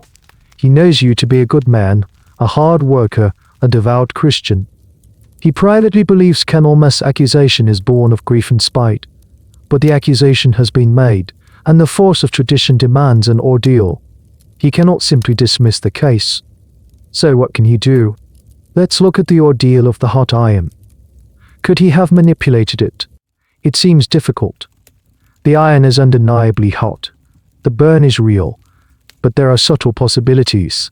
Some historical accounts mention that the accused was allowed to carry the iron over a piece of cloth, or that their hand was covered. While this was not the norm, it suggests local variations existed. Could a sympathetic priest choose a thicker piece of cloth? Perhaps. A more plausible area for manipulation lies in the preparation of the hand. Before the ordeal, the accused's hand was to be washed. A priest could ensure it was scrubbed meticulously clean, reducing the chance of infection. And what about that salve applied before the bandage? As we've wondered before, what was in it? While many were simple fats, some medieval herbal remedies compounds made with yarrow or mosses are now known to have genuine antiseptic or antibiotic properties. A priest with a deep knowledge of herbalism could, theoretically, apply a balm that gave the accused a significant, unseen advantage in the healing process. He wouldn't be preventing the burn, but he would be fighting the infection that followed. Then comes the crucial moment. The unveiling of the wound. Here the priest's power of interpretation was almost absolute. We've heard of the concept of praiseworthy pus, a phrase that is a historian's dream. It implies that not all signs of infection were created equal. A priest examining your festering hand could have frowned thoughtfully and declared, "Ah, yes, there is corruption here, but it is being pushed out of the body by God's healing power. This is not the rot of guilt, but the cleansing of the flesh. He is innocent." It sounds absurd to us, but in a world with a completely different understanding of medicine, such a declaration from a respected spiritual authority could have been accepted as truth. He could redefine the very meaning of the evidence before their eyes. The potential for rigging the ordeal of boiling water was even greater. As we suspected, a priest could control the temperature of the water with far more subtlety than a bar of iron. He could have it brought to a boil only for a moment, letting the surface churn while the bottom remained cooler. He could instruct the accused to be swift. He could even, as some cynical chroniclers alleged, have a double pot, one with a false bottom and cooler water beneath. This is likely an exaggeration, but it speaks to a contemporary suspicion that the system was not always played straight. And what about the ordeal of cold water? This one seems the most difficult to rig in the accused's favor. But even here there were possibilities. The tightness of the bindings, the weight of the current, the speed at which the innocent sinking person was pulled from the water, all of these were variables that could be subtly influenced by the operators on the riverbank, who were acting under the priest's direction. So was the system a sham? The answer, frustratingly, is almost certainly not that simple. It's highly unlikely that most priests were cynical manipulators, performing a magic show for their gullible flock. The vast majority probably believed deeply in the Iudai, but they also believed that God worked through them. A priest who felt, in his heart and soul, that you were innocent might have seen his own actions scrubbing your hand a little cleaner, choosing a particularly potent herbal salve, interpreting the wound in a favorable light not as cheating, but as him being a vessel for God's will. He was triggering the trial. He was simply helping God's predetermined verdict to manifest correctly. This ambiguity is what makes the topic so endlessly fascinating. The ordeal system wasn't necessarily a lie. It was a system built on a foundation of sincere, fervent belief, but a system that also contained within it the very human potential for bias, compassion, and manipulation. The verdict depended not just on God's will, but on the priest's interpretation of it. And that leaves you, the accused, in an even more precarious position. You are not just at the mercy of God. You are at the mercy of the man who claims to speak for him. You are now being led away, the guilty verdict hanging over you like a shroud. The faces in the crowd are no longer merely curious. They are satisfied. Justice, in their eyes, has been done. The source of the village's misfortune has been identified and will soon be purged. A strange sense of calm, of order restored, settles over the green.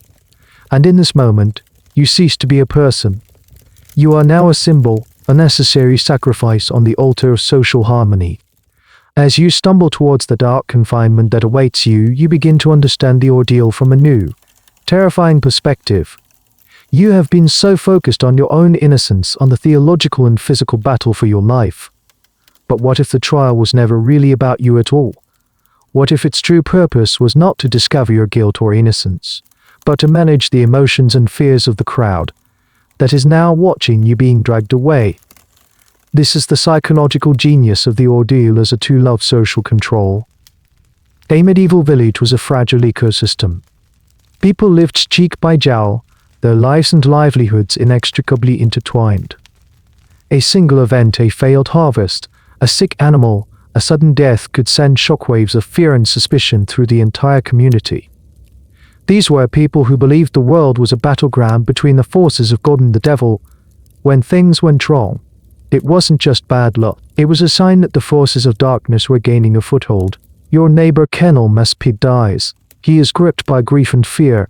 He needs an explanation, a target for his anger. He chooses you. Suddenly, the village has a crisis. Two families are now in opposition. If nothing is done, this could escalate. It could become a blood feud, a cycle of vengeance that could tear the community apart. This is where the ordeal comes in. It takes the messy, emotional, and dangerous conflict between you and Kennel and elevates it into a sacred drama. It removes the decision from the hands of fallible, biased humans and places it in the hands of an infallible, impartial God, or at least, that's the story everyone agrees to believe. The public nature of the trial is key. By making it a spectacle, the ordeal channels all the fear, anger, and anxiety of the community into a single, ritualized event. For 3 days, the entire village is focused on your fasting and your prayers.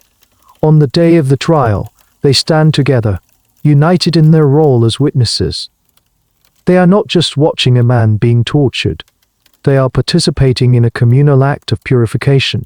When the verdict is delivered, it comes with the irrefutable authority of God himself. If you are declared innocent, Kenom is shamed, but he cannot argue. To question the verdict would be to question God. He must accept your innocence, and the community, having witnessed the miracle, will enforce that acceptance. The conflict is resolved. And if you are declared guilty as you have been, the effect is even more powerful. The vague, shapeless fear that was floating through the village now has a face. Yours. The community has found its scapegoat. All their anxieties about their crops, their animals, their own salvation, can be projected onto you. By punishing you, they are not just punishing a criminal. They are purging the evil from their midst. They are restoring the divine order. They are making their world safe again. Look at their faces as you pass. There is no sympathy. There is relief. The story is now simple and satisfying. There was a problem. The problem was you. And now the problem is being solved.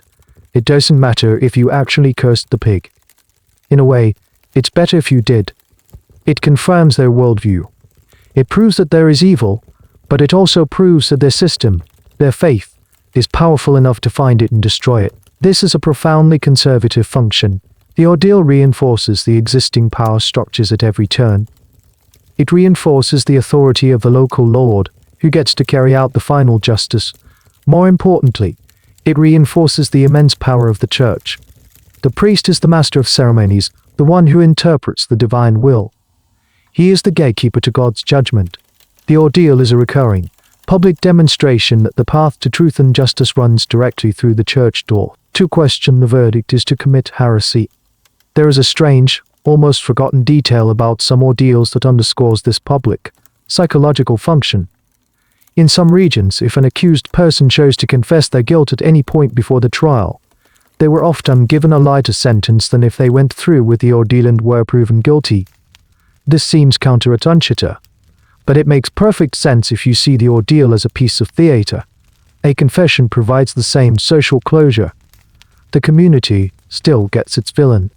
The conflict is resolved, and the system's authority is upheld, all without the mess and ambiguity of a festering wound. The confession itself, a public act of submission to the system, was almost as valuable as the ordeal. But you did not confess. You insisted on your innocence. You forced the system to prove itself, and it has. As the heavy door of the jail cell slams shut behind you, the sound is muffled by the distant, satisfied murmur of the crowd. They have their story, they have their certainty, and you, the main character, are no longer needed. Locked in the darkness of the cell, with the finality of your sentence pressing in, your thoughts drift to your wife. You see her face in the crowd, crumpled in despair, and it occurs to you that her ordeal is only just beginning. She is now the wife of a convicted witch. The stain of guilt will spread to her, to your children. And you realize with a fresh wave of horror that if she had been the one accused, her journey through this terrifying system might have been subtly and cruelly different. Let's imagine it was your wife, Elspeth, who had the argument with Kenom over the stream. It is she who is accused of casting the evil eye on his sow. From the moment of the accusation, her experience would be shaped by the fact that she is a woman in a world run by men. In theory, the ordeal was blind to gender. God's judgment, after all, should not be swayed by such earthly distinctions. A woman could, and often did, face the same ordeals as a man. The hot iron, the boiling water. There are numerous records of women carrying the iron or plunging them into the cauldron. But in practice, the application of justice was often shaded by deep-seated beliefs about the nature of women, their legal standing, and the types of crimes they were most likely to commit. For a start, a woman's word often carried less weight.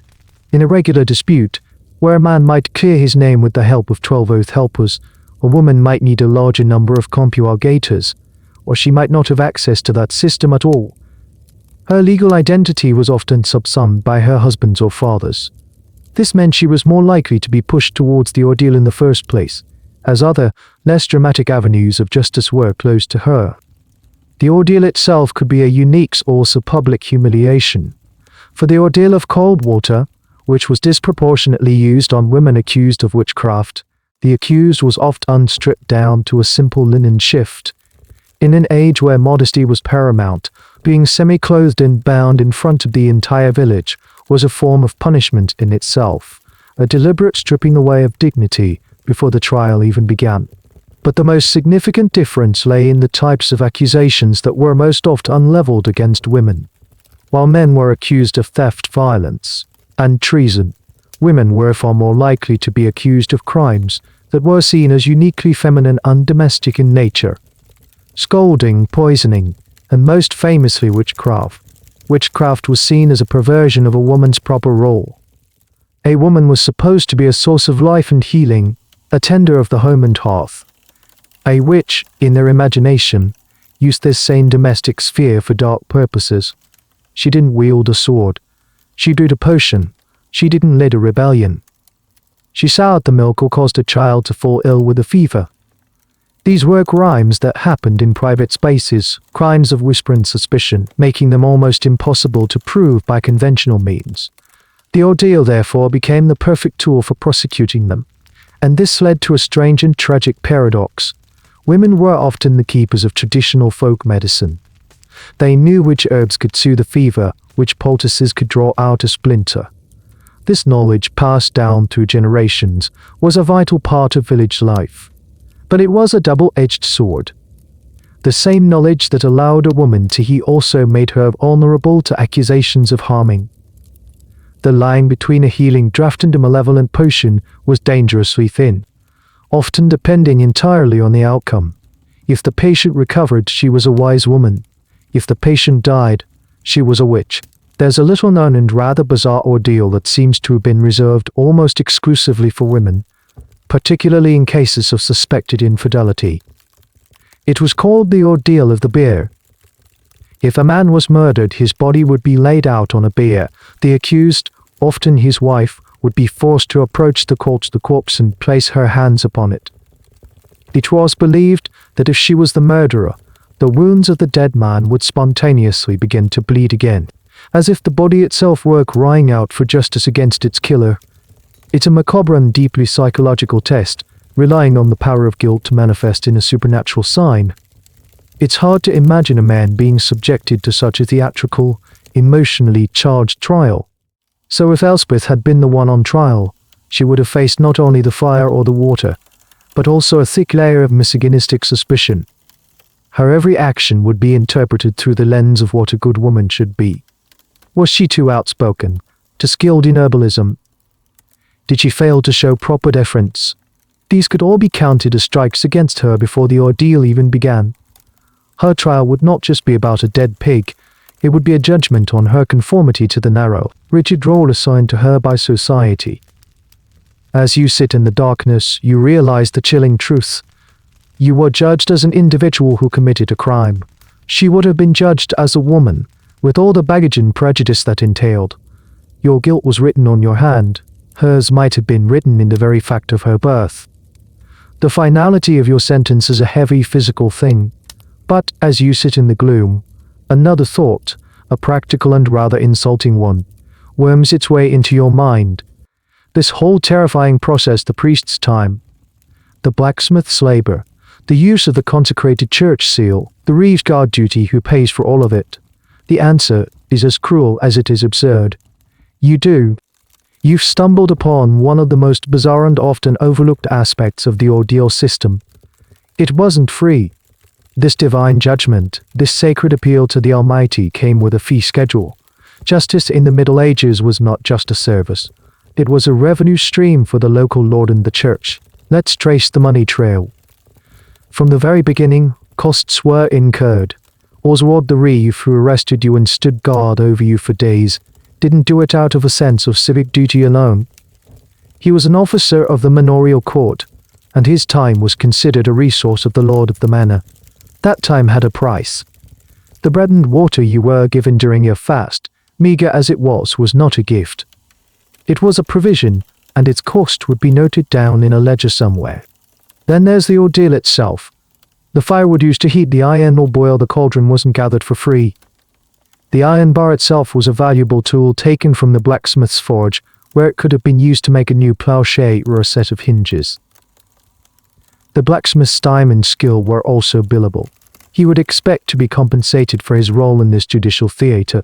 And then there is the church's cut. Father Alaric performed multiple masses, said special prayers, used holy water, and most importantly, wielded the sacred authority of his office. The church, much like the manor, saw the administration of justice as a service that warranted compensation. There were fees for the consecration ceremonies, a fee for the use of the sacred seal on your bandage, and a general fee for the priest's spiritual labor. So how was this all paid for? It came from the property of the accused. If you were a man of some means, with a bit of land, a few animals, and some tools, the court would assess the costs and seize your assets to cover them. This process was called distraint.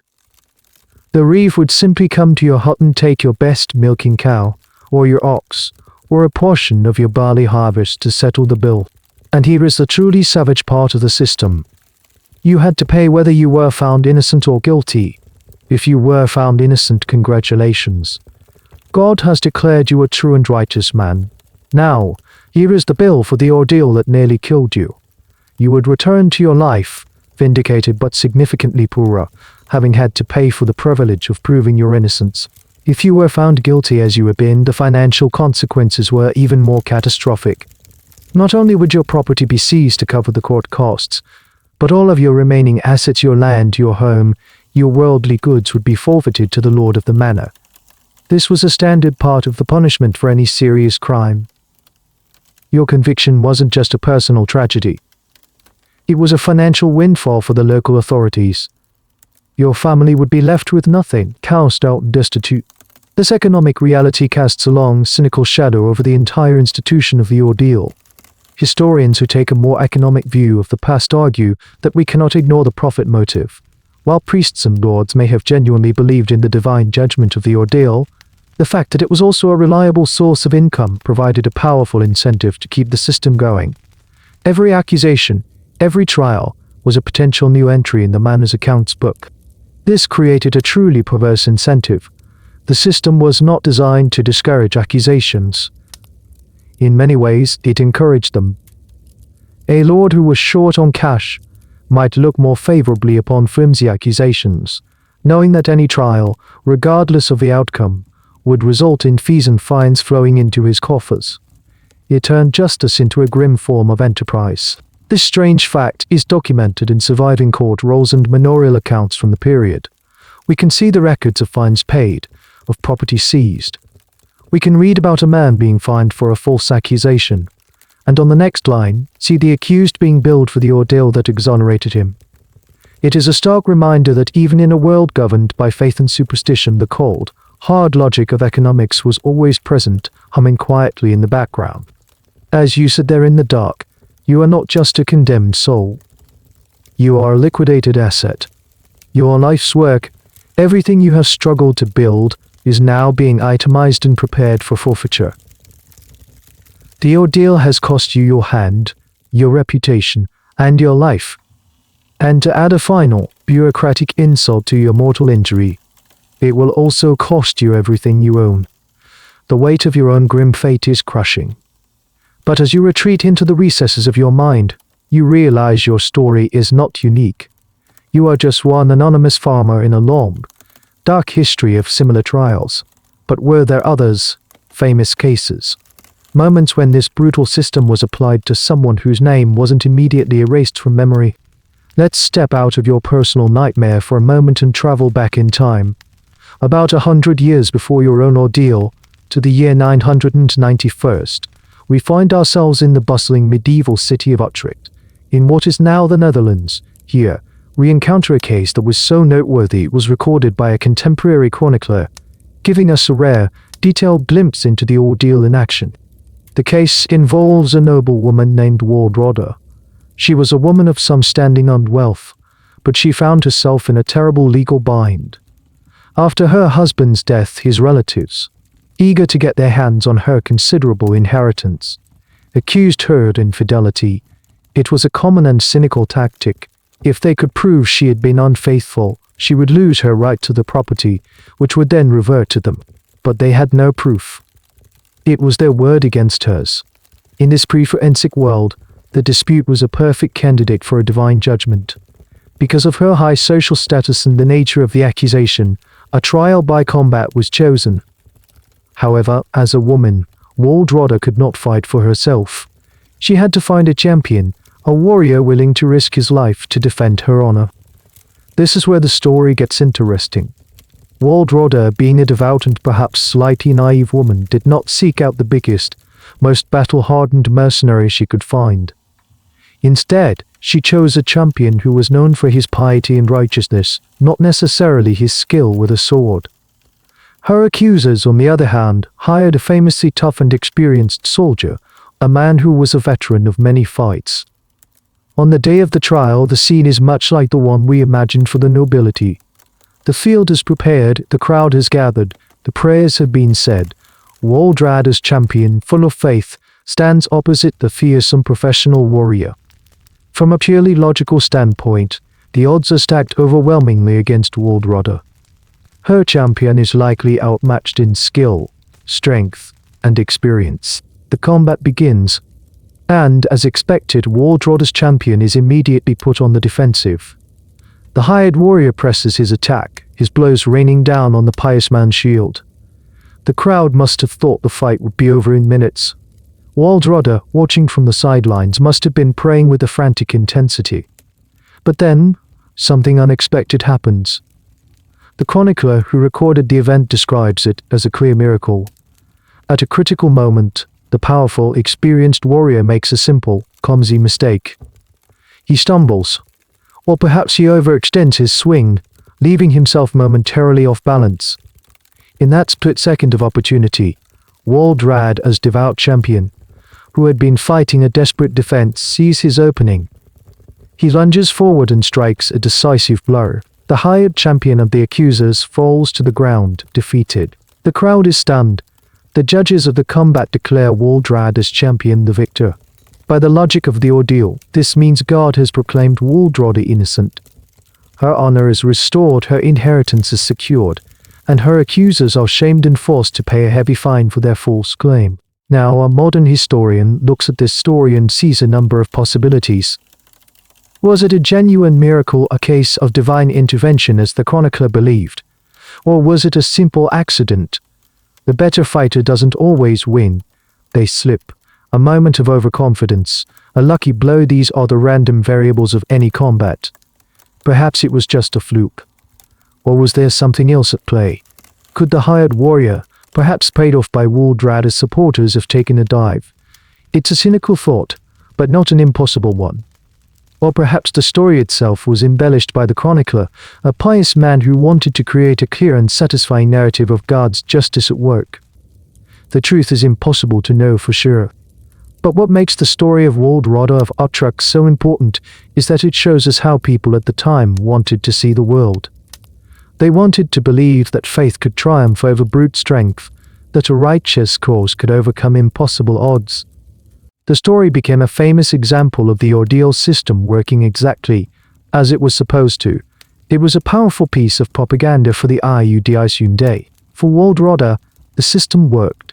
She was a woman of means, able to secure a champion and fortunate enough to be on the winning side of a lucky sword stroke. Her story was written down, a testament to her vindication. But as you sit in your cell, you think about the other outcome. What if her champion had lost? What if he had been the one to stumble? Then Waldrada would have been declared a guilty woman, her name disgraced, her property seized.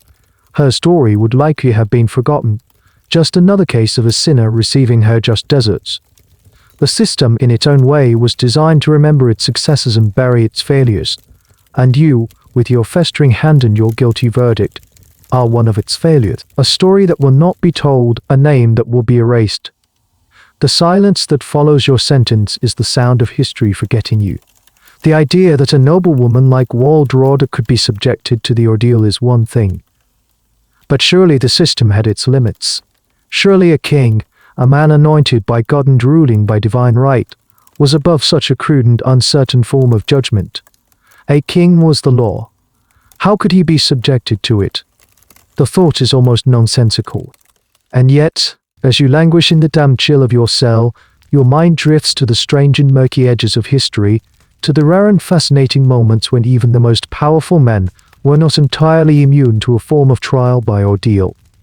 They may not have carried hot iron, but they too were sometimes forced to prove their innocence before a divine audience. Let's travel to the grand stage of papal Rome, around the year 800. The man at the center of our story is none other than the Pope himself, Leo III. Pope Leo was in serious trouble. He was a man of humble origins who had risen to the highest office in Christendom, and he had made powerful enemies among the Roman aristocracy. These noble families, who saw the papacy as their own personal property, accused him of all manner of terrible crimes: perjury, adultery, corruption. They staged a physical attack on him in the streets of Rome, attempting to blind him and cut out his tongue. He barely escaped with his life. The situation was a crisis for the entire Christian world. If the Pope, the vicar of Christ on earth, was a corrupt sinner, what did that mean for the Church? His accusers demanded a trial. But who could possibly judge the Pope, according to Church law, earthly court? Enter the most powerful man in Europe, Charlemagne, the king of the Franks. Charlemagne marched to Rome, not as a conqueror, but as a referee. He convened a great synod, a council of bishops and nobles, to hear the case. But the bishops were in an impossible position. They declared, "We do not dare to judge the Apostolic See, which is the head of all the churches." They were legally powerless. The stalemate was broken by Pope Leo himself. In a moment of high political clear his name, on a cool December day in St. Peter's Basilica, before Charlemagne and the assembled clergy and nobility, Pope Leo II stood before the altar, placed his hand upon the Gospels, and swore a solemn oath of purgation. He did not confess. He did not ask for forgiveness. He stated in the clearest possible terms, "I, Leo, Pontiff of the Holy Roman Church, being subject to no judgment, under no compulsion, of my own free will, in your presence, before God who reads the conscience, declare myself to be innocent of the charges of which I have been accused."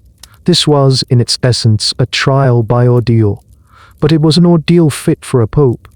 The instrument was not iron or water, but his own sacred oath. The risk was not a festering wound, but eternal damnation if he was lying. By swearing on the holiest of relics, he was invoking God as his direct witness and judge. It was a high-stakes gamble.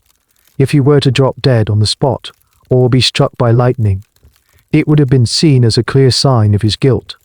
His ability to stand there, healthy and alive after making such a profound oath, was taken as proof of his innocence. Charlemagne accepted the verdict. 2 days later, on Christmas Day, a grateful Pope Leo II placed a crown on Charlemagne's head and declared him Emperor of the Romans. A moment that would change the course of European history. Historians still debate the political machinations behind this event. Was it a genuine act of faith by Leo, or a brilliant political move to solidify his power with Charlemagne's backing? Likely, it was a bit of both.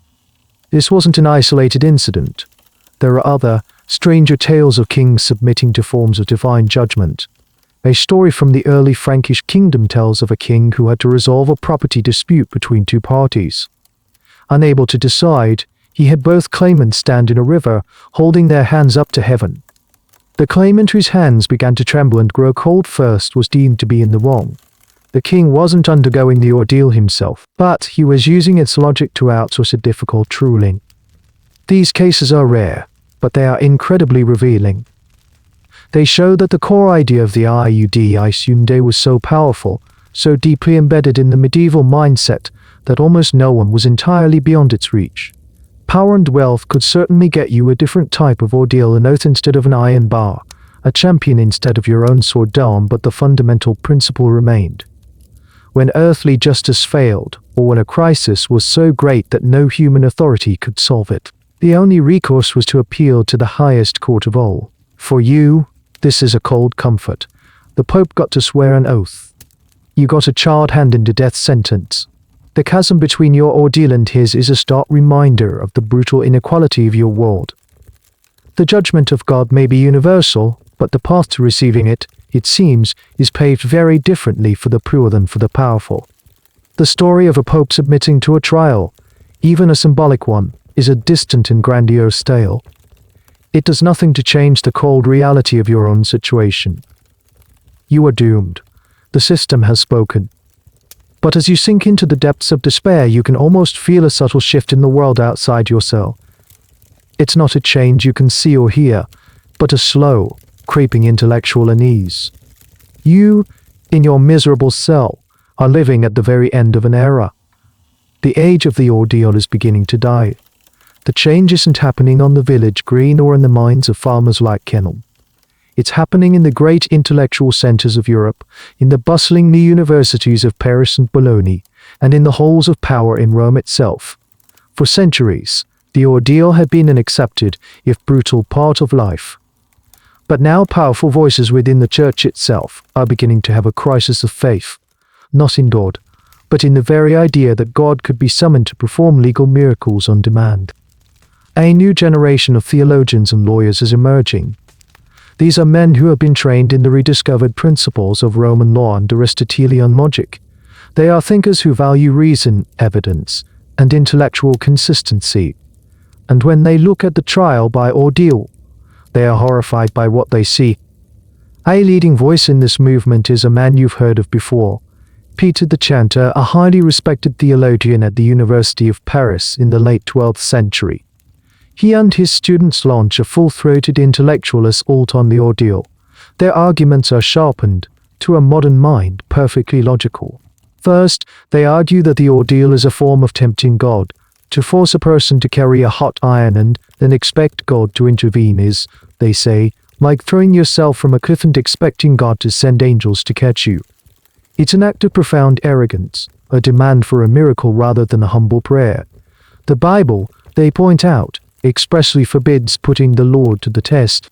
Second, they attack the ordeal's blatant irrationality. Peter the Chanter is the one who famously mocked the ordeal of cold water. Why, he asked, would a blessed body of water reject a human being who is also made in God's image and sanctified by baptism? It makes no theological sense. He argues that the outcomes of the ordeals have nothing to do with God's will and everything to do with natural laws, the heat of the fire, the buoyancy of the water, the physical strength of the combatant. Third, and perhaps most powerfully, they argue that the ordeal is simply unjust. They point out that a rich man can hire a strong champion for trial by combat, while a poor man must fight for himself. They note that a clever and fast-looking person might more easily pass an ordeal of oaths wearing than a simple, honest man. They see with a clarity that has been lacking for centuries that the system is riddled with biases and inequalities that have nothing to do with guilt or innocence. These are not just academic arguments whispered in dusty lecture halls. These ideas are spreading, influencing the most powerful figures in the church. Popes like Alexander III and Innocent III are themselves trained lawyers.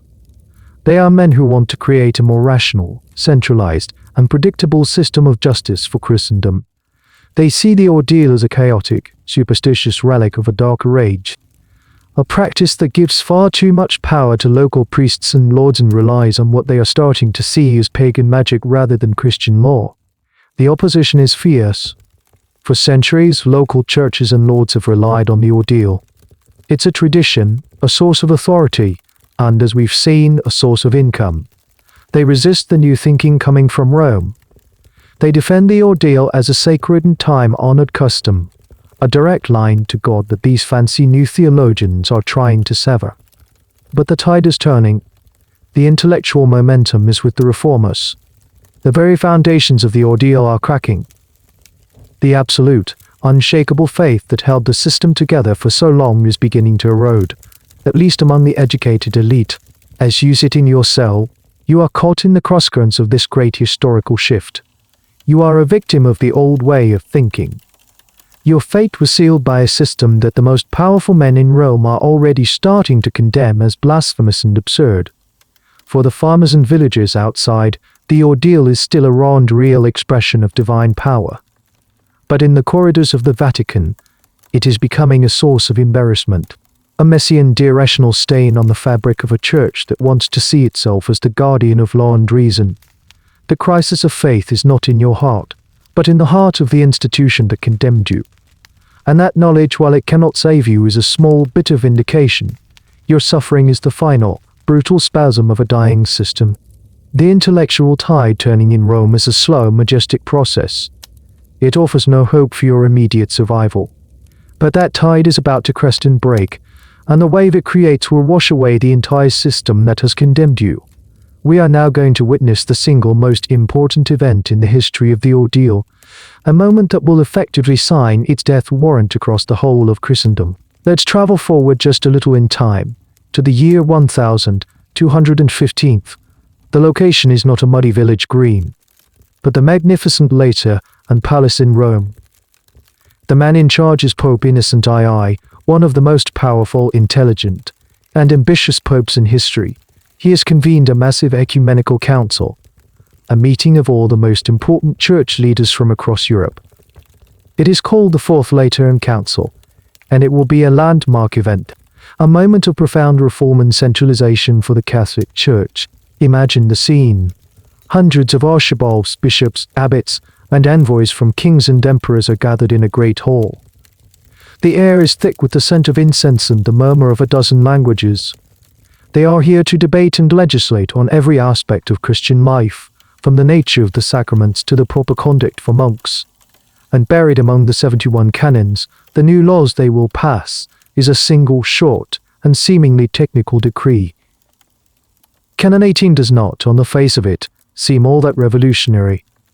It doesn't thunderously declare that ordeals are evil or unjust. The language is dry and bureaucratic. It states, no cleric may pronounce a judgment of blood, nor may he be present at such a judgment. Nor may any priest bestow a blessing or consecration upon a trial by hot iron or boiling water. It seems like a minor piece of administrative housekeeping, a rule about what priests can and cannot do. But its effect is devastating. It is a quiet, legalistic dagger thrust into the very heart of the ordeal system. Think about it. The entire legitimacy of the ordeal, the very thing that separated it from mere torture, was the presence of the priest and the rituals of the church. It was the priest who blessed the fire, who consecrated the water, who turned a brutal act into a sacred judgment of God. Without the priest, without the Mass, without the prayers and the holy water, what is the ordeal of the hot iron?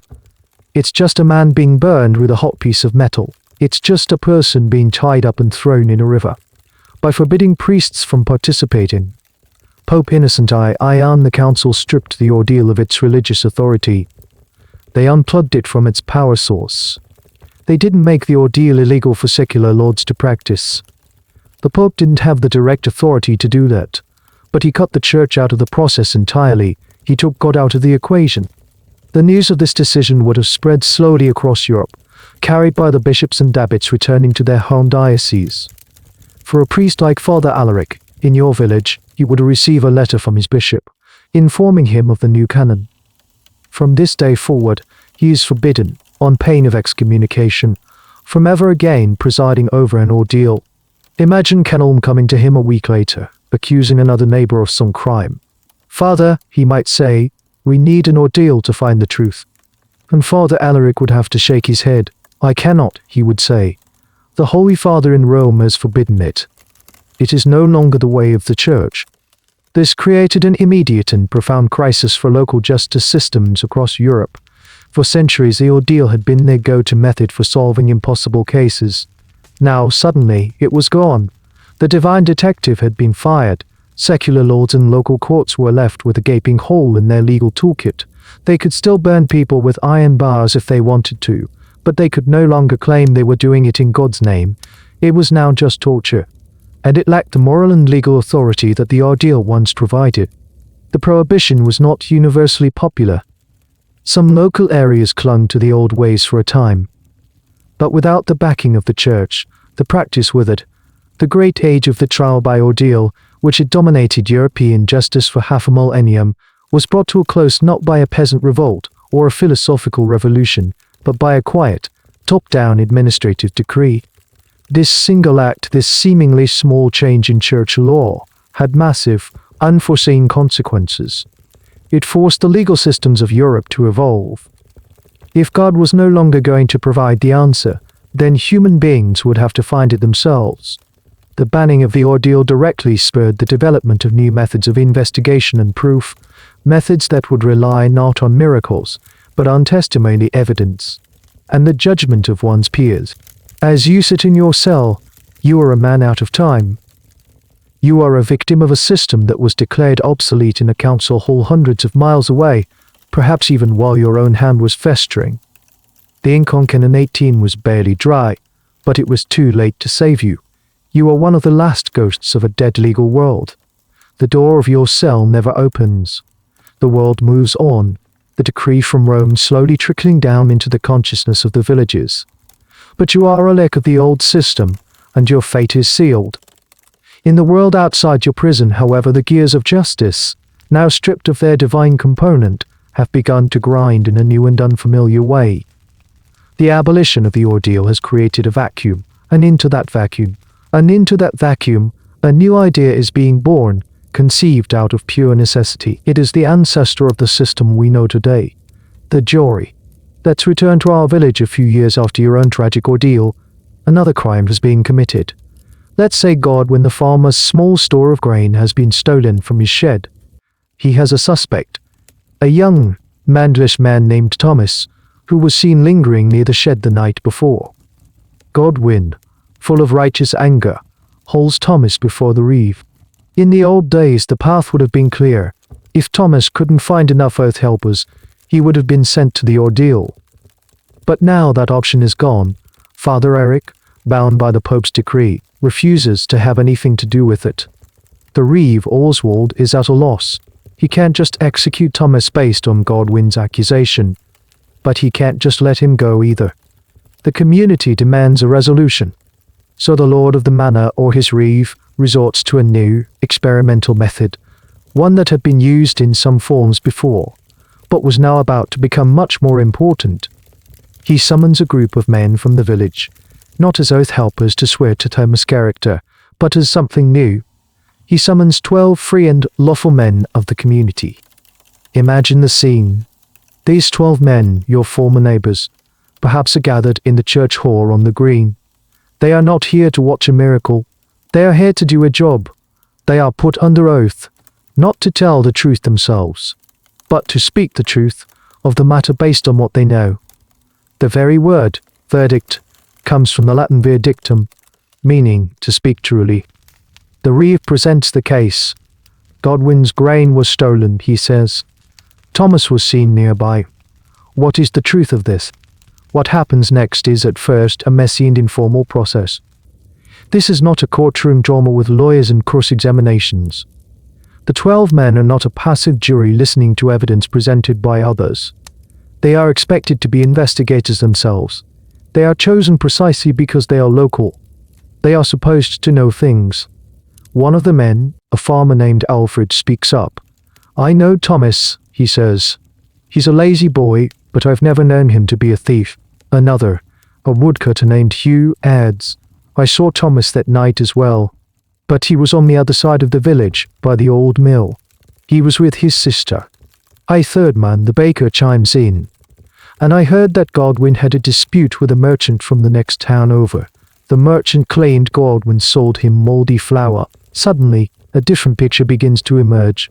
The jury members are pooling their local knowledge, their gossip, their personal observations. They are piecing together a story. This is a radical shift. The truth is no longer a single, dramatic sign from God. It is a messy, complicated tapestry woven from the threads of human testimony and community knowledge. The process is clumsy and flawed. The jury's decision could be swayed by personal grudges, local politics, or simple misinformation. There are no rules of evidence. Hearsay is as good as eyewitness testimony. But even in this rough form, it is a revolutionary step. The responsibility for determining guilt or innocence has been taken from the shoulders of God and placed squarely on the shoulders of 12 ordinary men. After much discussion, and perhaps a few arguments, the 12 men come to a decision. They inform the reeve of their verdict. Thomas is set free. Godwin, though perhaps still grumbling, must accept the decision. It is the judgment of the community. This is the slow, clumsy birth of the trial jury. It did not spring into existence fully formed. For a long time, it existed in a strange hybrid state. In some places, a defendant could choose between submitting to the old ordeal system where it still lingered or putting himself upon the country, meaning trusting his fate to a jury of his neighbors. Initially, many were reluctant. The ordeal, for all its terror, was a known quantity. A jury was a new and unpredictable thing. There are even records of defendants being pressured or tortured into accepting a jury trial because the courts were so keen to move away from the now unsanctioned ordeals. Over the next century, this new system would slowly become more formalized. The role of the jury would shift from being active investigators to being passive weighers of evidence presented to them. But the core principle, born in the wake of the Fourth Lateran Council, remained. Justice was now a human affair. It was a matter of discussion, deliberation, and collective judgment.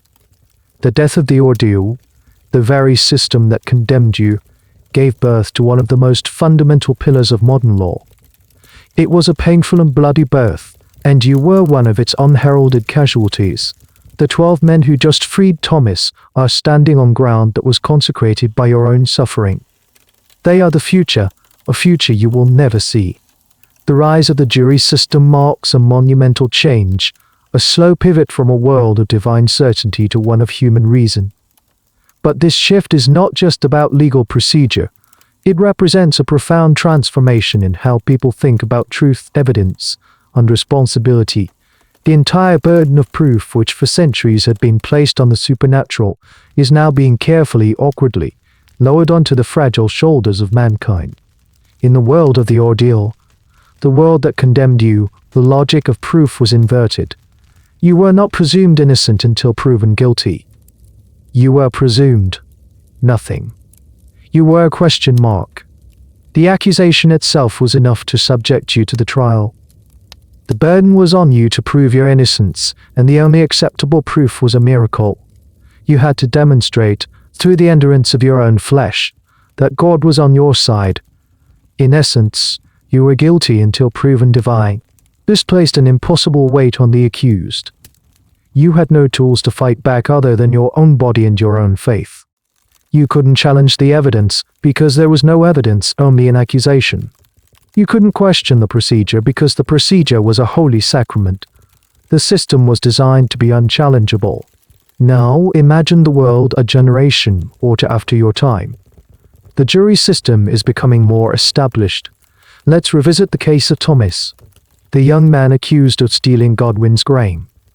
The jury has acquitted him, based on their local knowledge, but let's look more closely at what has actually happened to the idea of proof. The burden has shifted. It is no longer on Thomas to miraculously prove his innocence. Instead, a new, informal burden has begun to fall upon the accuser, Godwin. When the jury starts to prove its knowledge, they are, in effect, scrutinizing Godwin's claim. Hugh the woodcutter provides an alibi for Thomas. The baker introduces an alternative suspect, the disgruntled merchant. Suddenly, Godwin's simple, angry accusation is not enough.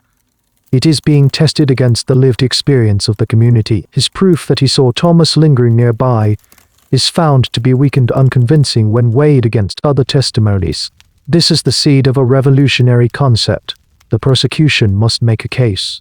The accuser must provide some form of credible evidence that can convince 12 ordinary people. The simple act of pointing a finger is no longer sufficient to seal a man's fate. Of course, this new system is far from perfect. A jury of your neighbors could be a jury of your enemies. Proof might still consist of nothing more than malicious gossip or deeply ingrained prejudice, But the fundamental principle has changed. The default is no longer a terrifying appeal to the supernatural. The default is a conversation among humans. This shift had other, deeper consequences. It forced people to think about the natural world in a new way. The ordeal system thrived on a worldview where every event was potentially a sign from God. A festering wind was theology. A floating body was a divine rejection. When the ordeal was abolished, it was a quiet, implicit endorsement of natural cause and effect. A wound now festers because of dirt and drought, not because of sin. A body floats because of air in the lungs, not because of a tainted soul. The world was becoming, ever so slowly, disenchanted. The constant, direct intervention of God in human affairs was being replaced by a new confidence in human reason and investigation. People were being forced to look for answers not in the heavens, but on the earth. They had to talk to witnesses, examine motives, and consider possibilities. They had to become, in their own clumsy, amateur way, detectives. This change also altered the very meaning of a person's oath. In the old system, an oath was a powerful, spiritually radioactive thing. To swear a false oath was to risk immediate divine retribution. But as the ordeal faded, the oath began to lose some of its magical terror. It became less a direct challenge to God and more a solemn promise to tell the truth to other human beings. Its power now rested not just on the fear of God, but on the social consequences of being caught in a lie by your peers. This was not a clean or sudden break. For a long time, the old and new ways of thinking coexisted. People still believed in miracles, curses, and the power of God. But in the specific, narrow context of the courtroom, a new set of rules was slowly being hammered out. The burden of proof was shifting from God to man, from the supernatural to the natural, from the accused to the accuser. You, in your dark cell, represent the old world, a world where proof was pain. Thomas, walking free in the sunlight, represents the new, a world where proof is a story, a debate, a matter for human minds to resolve. The chasm between your fates marks one of the most important, yet least visible, revolutions in the history of Western thought. The darkness of your cell is absolute now. The sounds of the village have faded. The story of your trial, your guilt, your very existence, is a ghost that has already dissolved into the past. The world outside has moved on, building its new systems of juries and evidence, systems that have no place for you. But does a thing so powerful, so deeply embedded in the human psyche for half a millennium, ever truly disappear? Or does it simply leave echoes, faint resonances that hum just beneath the surface of our modern world? Even today, in our world of science and reason, the ghost of the ordeal lingers in the strangest of places. It survives first and foremost in our language. Think of the phrases we still use. When someone endures a difficult, painful experience, we say they have been put through the ordeal. When a person is tested under extreme pressure, we say they have undergone a trial by fire. These are not just dead metaphors. They are direct, living fossils of the world you inhabited. They carry the memory of the hot iron and the bubbling cauldron, a faint echo of a time when justice was a physical test of endurance. But the echo is deeper than just language. It exists in the very idea of a trial as a performance. The ordeal was a piece of high-stakes theater, a public spectacle designed to resolve conflict and reinforce social norms. Is a modern, high-profile court case so different? It has its own cast of characters, judges in robes, lawyers in suits. It has its own rituals and solemn procedures. It unfolds on a public stage, watched by a captivated audience through the media. Provides a sense of closure, a narrative resolution that society craves, just as your verdict did for your village. We no longer look for a sign from God, but we still look for a clear and satisfying story of guilt or innocence. The ghost of the ordeal also haunts our enduring fascination with the body as a source of truth. The medieval belief that a guilty conscience would manifest physically by choking on bread or festering in a wound has a modern descendant in the lie detector test. A polygraph, after all, is just a 21st century cause-ned. It doesn't detect lies. It measures the body's physiological response to the stress of being questioned. It operates on the same fundamental premise, that a guilty mind cannot prevent the body from betraying it. And just like the ordeal, its scientific validity is heavily and fiercely debated. Even the logic of trial by combat has its strange, modern-day parallels. We no longer put knights in a field to determine the truth of a legal dispute. But what is a massively expensive corporate lawsuit, where two giant companies throw armies of lawyers and mountains of cash at each other? The winner is often not the one who is necessarily right, but the one with the greater resources, the one who can endure the long, brutal battle of legal attrition. It is a form of trial by combat fought with legal briefs instead of swords, where the victory often goes to the stronger champion. Perhaps the most unsettling echo is in how we, as a society, sometimes treat the accused. When a person is subjected to a trial by media, when their life is picked apart and their character is assassinated in the court of public opinion, long before a legal verdict is reached, are we not, in a way, putting them through a modern ordeal? The suffering itself, the public shaming, the destruction of their reputation, becomes a form of punishment, regardless of the trial's final outcome. Instinct won't need to see a person suffer for their suspected sins, to see them tested and put through the fire. The world of the ordeal seems distant, brutal, and superstitious. We comfort ourselves with the thought that we have evolved beyond such barbarism, that our justice is based on reason and evidence. And in many crucial ways it is. The presumption of innocence, the right to a defense, the rules of evidence, these are the hard-won barricades we have built against the dark logic that condemned you. But the ghost is still there. It whispers to us that some people just look guilty. It tempts us to believe that a confession, even one made under duress, is the ultimate truth. It feeds our desire for simple, clear-cut verdicts in a world that is messy and ambiguous. The ordeal may be dead, its rituals forbidden, its theology discredited.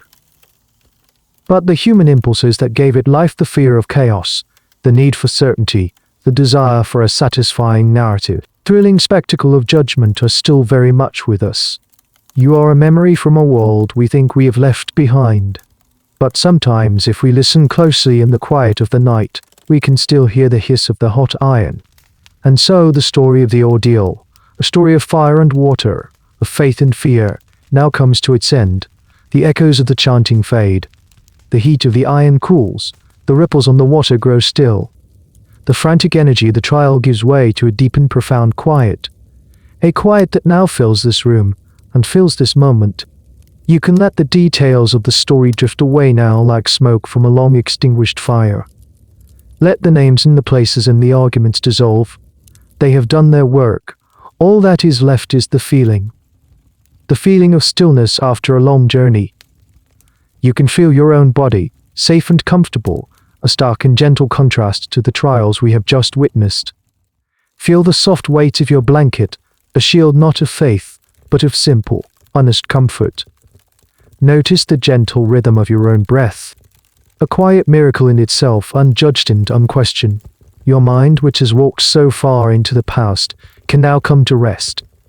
There are no more verdicts to await, no more trials to endure. The only judgment now is the gentle pull of sleep, a welcome and merciful sentence. You are no longer the accused, nor the witness, nor the judge. You are simply here, floating in the peaceful space between the story and the dream. If thoughts arise, let them come and go like clouds passing before a distant moon. They are not you, you are the quiet sky behind them. Allow yourself to sink a little deeper into that quiet, into the soft, dark earth of slumber. The story is over. Your rest is just beginning. Our journey together tonight ends here, in this quiet place. Should you need another tale to accompany you further into rest, my library of stories is always open for you. May your dreams be kind. Good night.